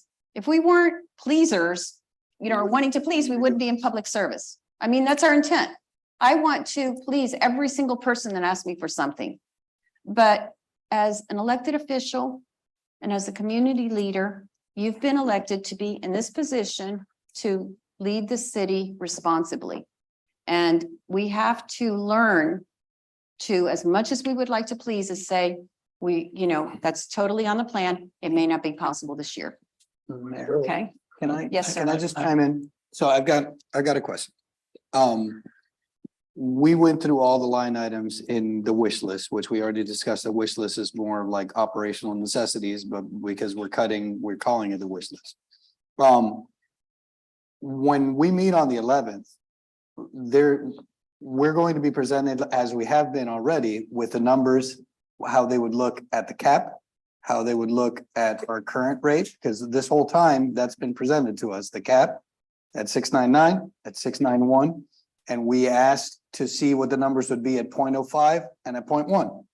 So if the concerns that people have is how much of the unassigned fund balance we're using, because we had 1.3 in the unassigned fund balance, overage, excess over the reserves, that we had to use the balance of budget, which left us with 600. We went through every item on the wish list, right? If the concern is how much fund balance we want to leave untouched, we're gonna have those numbers. Now, if we want to go back and talk about like, okay, we're not gonna give the F-150 to the Public Works or something, that's a different story, then maybe we do have to have another meeting. But if it's about where we're gonna, what the numbers are gonna be and how much, if any of that overage we're gonna leave, we're gonna get all those numbers on the 11th. So like, is that what you guys are concerned about? Because if that's a concern, we're gonna be presented with We're 699, 691, and reducing the millage 0.05 and reducing it 0.1. And then we can talk about it at nauseam. But those numbers, we don't know exactly, right? The Right, balance, we right? can Chris talk about needs those. time to prepare those numbers based on. Basically, you're asking him to prepare 4 different budgets. Because remember, every little change you do, so he's already given you what the budget would look like, the number, what it would look at the 6.99. Right. He's already provided you in his memo what the budget is gonna look at the 6.91, which is the current millage rate. At the last workshop meeting, you asked him to come back with the 10th of the mill and the half of the 10th, right? He's coming back to you at the next meeting with those 2 additional numbers. So right now, you're being presented 4 different ways in which you can have this budget. If that's what we're gonna be debating, So- forcing him to do it earlier so that we can have a workshop is just gonna put more pressure on. I him. agree. That's, And- he's already gonna Yeah. come on the 11th with those 4 sets of numbers. If that's what we're debating, we'll debate it on the 11th. We still have a second reading. People will be able to talk about it. Like, I don't, unless, again, I'll meet again, but if what we're gonna be debating is that, I think you can wait till the 11th. If we're gonna be, looking at I'm not line willing items. to go back at line items. I mean, we had a workshop for that purpose, and if we hadn't been able to finish, the line items, then, and I said that at the beginning, if we can't get through this today, we can have another one, but realistically, to go back and rehash and say, we're gonna put a little bit here and switch it another way, I think we had that discussion, It's already agreed on. but, in the line. right, so. And we can debate the numbers on the Council, 11th. may I suggest? Yes. Just, and again, if you guys are uncomfortable about something, can we have one-on-one? Well, that's what I was with gonna each suggest, other? Councilman, is And- that you speak with Chris and anyone else and we should be doing that before, we get here. Right. We should, you get the agenda package, you should look through it, ask questions to Tammy and our city council and our, our city attorney and anyone else on staff. A lot of times, the questions, I have some questions that I want everyone to know about, so it's because it's something that I think it's important, and that's fine too, that we can do it here. But if there's things that, that you just want to clarify it or something, reach out before the meetings and get clarification, because sometimes it's just you were misunderstanding something. But if it's something that, that we want the rest of the council to be aware of and that we're all on board with this, then we certainly need to discuss them. It's kind of a, a judgment call, but perhaps, Vice Mayor, what you might want to do is get with the, with Chris, our finance director, and talk to him on the details and of any questions you have, and then we'll have our meeting on the 11th and. But is that the concern? Because I don't want to shut down what you're proposing, but is the concern like what the number is gonna be, right? Whether it's 699, 691, or lowering the 2 proposals for, if that's the concern, we're gonna debate that. I can't promise you what I'm gonna, I want to see the numbers too, but I don't think we need to meet just for that, because that's what the 11th. I was initially afraid that, to do that same day on the 11th. No, Or line items were gonna, I'm not talking about taking away, wherever we agreed on, Right. but if there's significant is any little thing that we took away will be significant for that service or that particular item. So to us to do it on the 11th, I didn't know the whole specifics of how does it go about making the Chris's dynamics. job a little bit, the dynamics. of it. Right. So that's why I'm like, there's still Right. stuff that could change, stuff that we could still add, not take away. We already agreed on, we worked hard to get to that number or to those items. So I'm not here to retract on those, but any potential added revenue or amount that we can use for other ones, I just didn't think, I thought September 11th would have been like really crunch time, if we didn't come to some agreement. And then what would happen from there? Because you told me there's two readings. Yes, there's a first and a second reading. The first reading is on September 11th. And at that first reading, you will get presented, obviously, the two budgets that were already presented to you at the 6.99 plus the 6.91. And then now Chris is going to come back to you with those two additional numbers as discussed at the last workshop. So in reality, again, you'll have four different numbers to work with, four different deficits, four different millage, rates to be set, and you guys will vote on it that night. I mean, it's a But spread- again, it's okay. coming as a whole to you, That's fine. each That's- one of there's not a those. Concern because of the table, because that's what I'm like, we got No, it is. two readings and I'm Right. okay. I mean, So, I it's a still haven't spread, it's a agreed on spreadsheet. everything. It's a spreadsheet. So if what we're talking about is what the millage rate is gonna be, 6.99, 6.91, or 6.81, or 6.86 for the 0.05, then it's just a matter of plugging the numbers in and it's gonna tell you. Now, if we're gonna start deciding, well, let's take something away, which you've said no, or let's add something else, let's go back to the wish list. That's a different conversation. If we're gonna start doing that, then maybe we do have to meet, but I thought we were done with that. If it's just about the numbers and how much money is gonna be left over, right? Then that's a conversation we can have on the 11th. So you're saying, but so I can be clear, because I'm obviously, like they say, the rookie on the table here. I was But, there. in reference to the items that you just mentioned, and if we have all this money left over, more than we expected. Mhm. And there is something that we wanna add, put back on the table to approve. You're saying that we can't do it there. We could always. Or be a general. I mean, We could do that outside of the budget process. Yeah, and like if we want Yes. a pool heater. No, but Councilman Behet makes a good point. That can be done outside of the budget process. Right, you can Like do that throughout the anytime. year, we can draw money from the general fund. If Just- something comes up, which I want to warn everyone, we all know it comes up, and it's not because it's like Emergencies happen. emergencies happen and That's it's why like it's- we're drawing from the general, it's not funded and it's like, Look, so that happens. Yes. But also sometimes opportunities come up of, And a we're- grant opportunity Right. comes up Hoping and it's of- like, we're gonna Right. have to pay 50%, but it's a great, so we fund that out of, so we can always guess for fund peace out of of the mind, general fund. I just- mean, it's a living, breathing, the Yeah. realities of running a city, It's just- don't always, I got- don't know, the just hard, families don't obviously. always look at the budget and say, is this allowed? What was it, what's the phrase of borrowing from Peter to pay Paul, No, and It's we're all not, our- it's we're our not general gonna fund, do our that. savings, and we're going into it, so I guess. If we could just leave it there and figure out later. on we're But gonna if use we're- it, then there's, yeah, okay. But, good. it's also That's very, very well. very easy to, and again, I want to stress that, to want to give, everything that everything's asked for. And, and there's always, for everyone that comes to ask you something, there's a lot of other people that aren't asking because they're okay with it. Or you can see what happens with, you do allow one thing and then it causes problems with, the other. So believe me, it's, Understand. it's, And I think it's this our is where- responsibility This is- to make the decisions, and they're not always going to be popular, but to make the decisions based on what's the best for the future of our city, because it's real easy to make decisions based on, right now, what looks best for us Long term. and what will make us look good.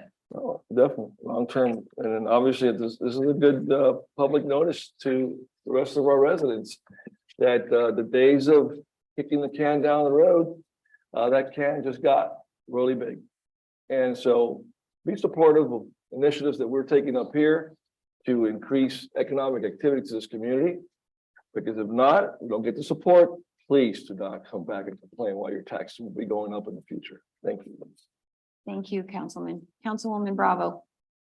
Okay, so now that we were talking about the millage, I hear a lot of talk over and over about being worried that we have to show consistency of lowering our millage, which is a great idea, but at the rate that we're lowering it, I don't think that's any promising to the annexation. I mean, for us to get the county's attention and fluffle their feathers, we would have to be like at half the millage and we'd be bankrupt.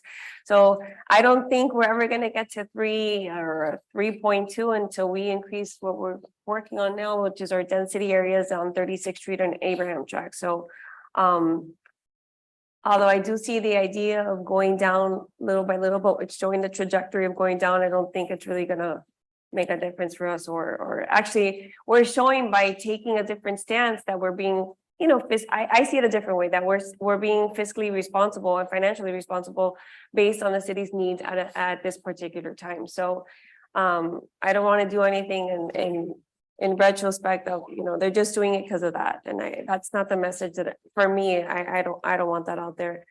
As far as the hotels, we were talking about, when the police were here and they were, you know, we were talking about, I don't know, something had come up.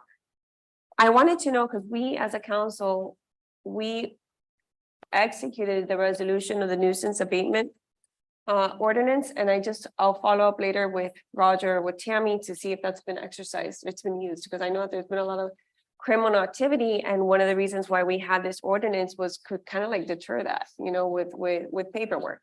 And fair warning to these hotels and, you know, what they're doing to provide their own public safety, because they do have a responsibility. So if we're not doing something as a city to provide some sort of pressure, because those are individual businesses. So I don't care if, you know, I appreciate my police and everything, but if they're having these pressures, this is why we enacted this. I want to know if there's anything in there that applies to that ordinance, so we could go ahead and send notices, charge fines. But I think that these hotels and private entities have a responsibility of their own public safety. So I don't know how far we can get into the weeds with that to see what these hotels are providing as far as services of public safety on their property. Because it's really easy to just call the police and they're not, you know, maybe if it's a hotel, it's really problematic. They should have maybe an on-site security guard 24/7 with a gun. You know, I don't know, but I don't think that they're doing their fair share. And if it's because we have an uptick of something, I'm hearing a lot of here and there. I just want to make sure we work very hard to get that done. So I want to see if that's been in use. That can also help offset costs, or hey, you never know, we can shut down a hotel. That'd be great. Let's see here. I want to make it very clear. I heard a couple of times that we're defunding police, and defunding is when you're removing something that they already have, that someone already has. That's what I call defunding. Nothing is changing. Everything is the same. No. We're not taking away. I just want to make it clear, because they had the open forum, and it's just an ugly word, and I wish we wouldn't use it unless we knew what was going on. That's Yeah, all. but I wouldn't get That's into it. that That's right all I'm now. saying. I think no, I'm not gonna talk about that. I think I'll skip all this other stuff for another day, but I just want to say thank you to Roger. You've been an incredible help. And I was worried, I was like, oh, you're not gonna be here, but you're gonna be standing next to Heidi. And, no? Absolutely. In the No. office, Okay, in the okay, office, right? No, I I'm absolutely, I'll be here. So I have some things that I'm trying to make happen here with the council. So I'm hoping that we can see that fruition. And that's it. I don't have anything else today to say. It was a nice meeting. It's freezing in here. I can't wait to get out. Councilman Okay. Behet. So I want to thank Roger, because I think it was a seamless transition as he took over for Heidi. And thank you. I know that you always were helping in an ancillary way, because Heidi was the point for us, but you did a phenomenal job and appreciate it. And I want to thank Tammy. I think JC Jimenez has big shoes to fill. I agree with you there. I think I that agree Tammy with you did there. an outstanding job Yes. leading our city while she was the interim. And it makes me feel good about the fact that I thought you could do it. And you showed me that you could, and you were great. So I want to thank Tammy. And I want to thank everybody. I think we got a lot done today. Thank you. Councilman Vasquez. Well, I want to echo gratefulness to Roger for the work that he's done and the way he stepped in, as Councilman Behet says, seamlessly. I know that I've called him numerous times and over this period. So, and I appreciate it. He's called me back every time if I couldn't get him. So I appreciate the work that you've done. And I think that, as you yourself said, this is additional experience for you, right? I know that you also do this for a few other cities. And Tammy, you've been terrific. you know, and you've been there every time I called you, and I've called you more than him, but, you know, it wasn't an easy thing to step into, right? And, but, you know, you didn't skip a beat, and I'm glad that you're still with us. And so looking forward to continuing collaboration with you. Lastly, I just want to mention that, Councilman Fahed and Councilman Santina and myself were at the Boy Scouts, Eagle Scouts Court of Honor on Saturday, which had a terrific turnout. And we presented some plaques that Councilman Fahed inspired. It's, you know, out of all the scouts, only about 4% make it to Eagle Scouts. So I was one of the ones that I wasn't the 4%. But it was also a special honor for me because my son Victor Angel did the invocation. So I took a little video and sent it to his mother because she's in Puerto Rico. She's coming back tomorrow. And then, you know, just lastly, I just want to say, look, I do have concerns about the budget. I really do. And September 11th is September 11th. That's what we're going to lay it all out and see what the numbers are. And but I think the 3 years that I've been on council budgets, this is the one that's caused the most, you know, given that we didn't expect the insurance thing. You know, I didn't expect it in my house, but it certainly happened. And so that's a big thing that we have. Additional department director I'm sorry? position, additional department director Additional, position. you know, so these There's a lot are of all expenses things that impact the budget, and we have a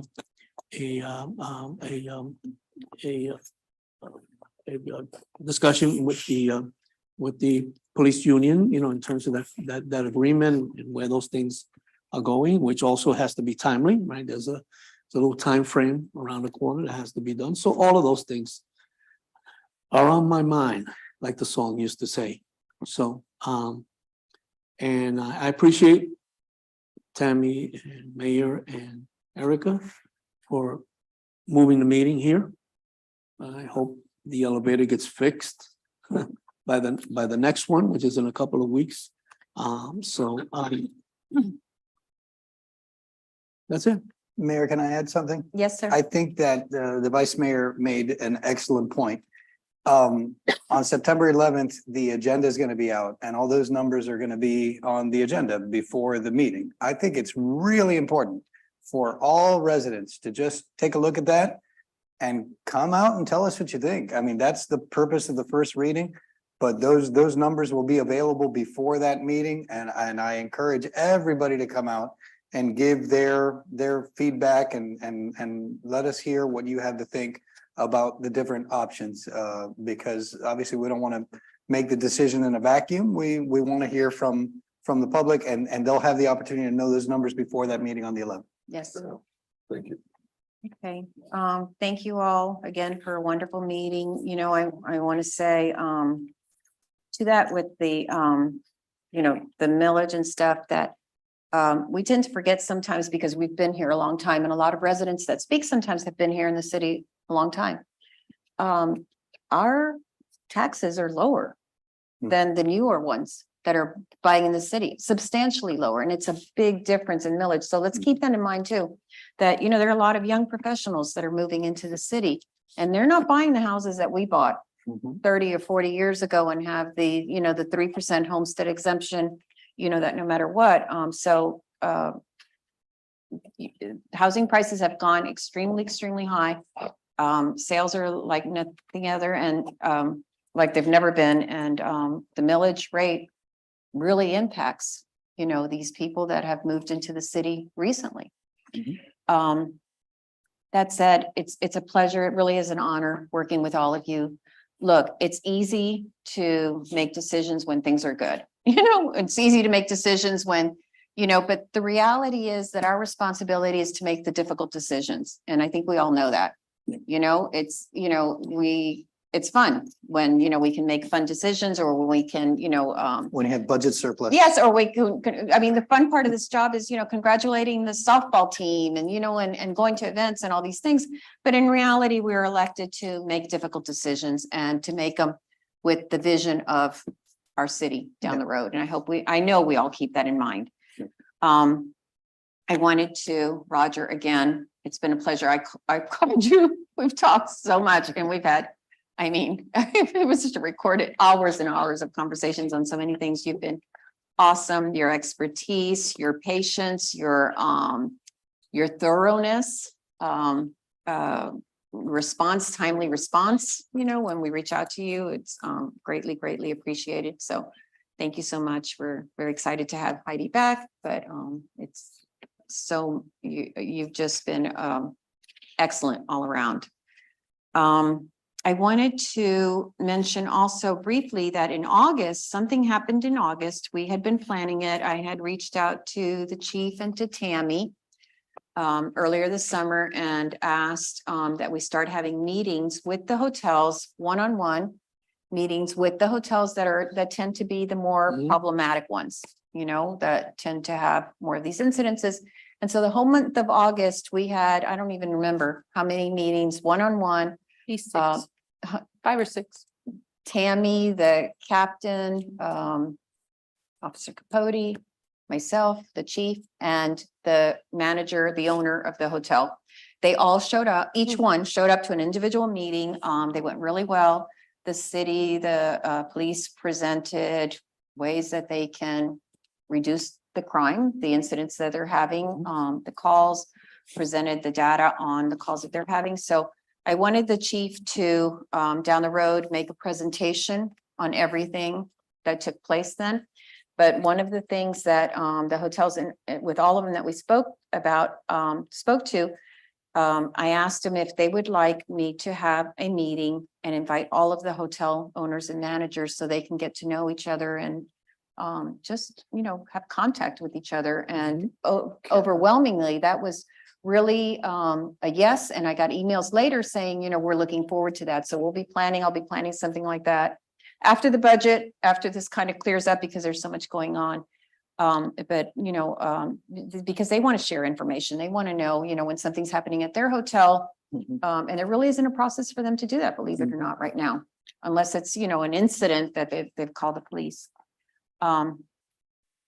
So I want to thank the chief and captain and Officer Capote for putting all that together. They've done an excellent job, and probably in September sometime they'll make a presentation on the whole project.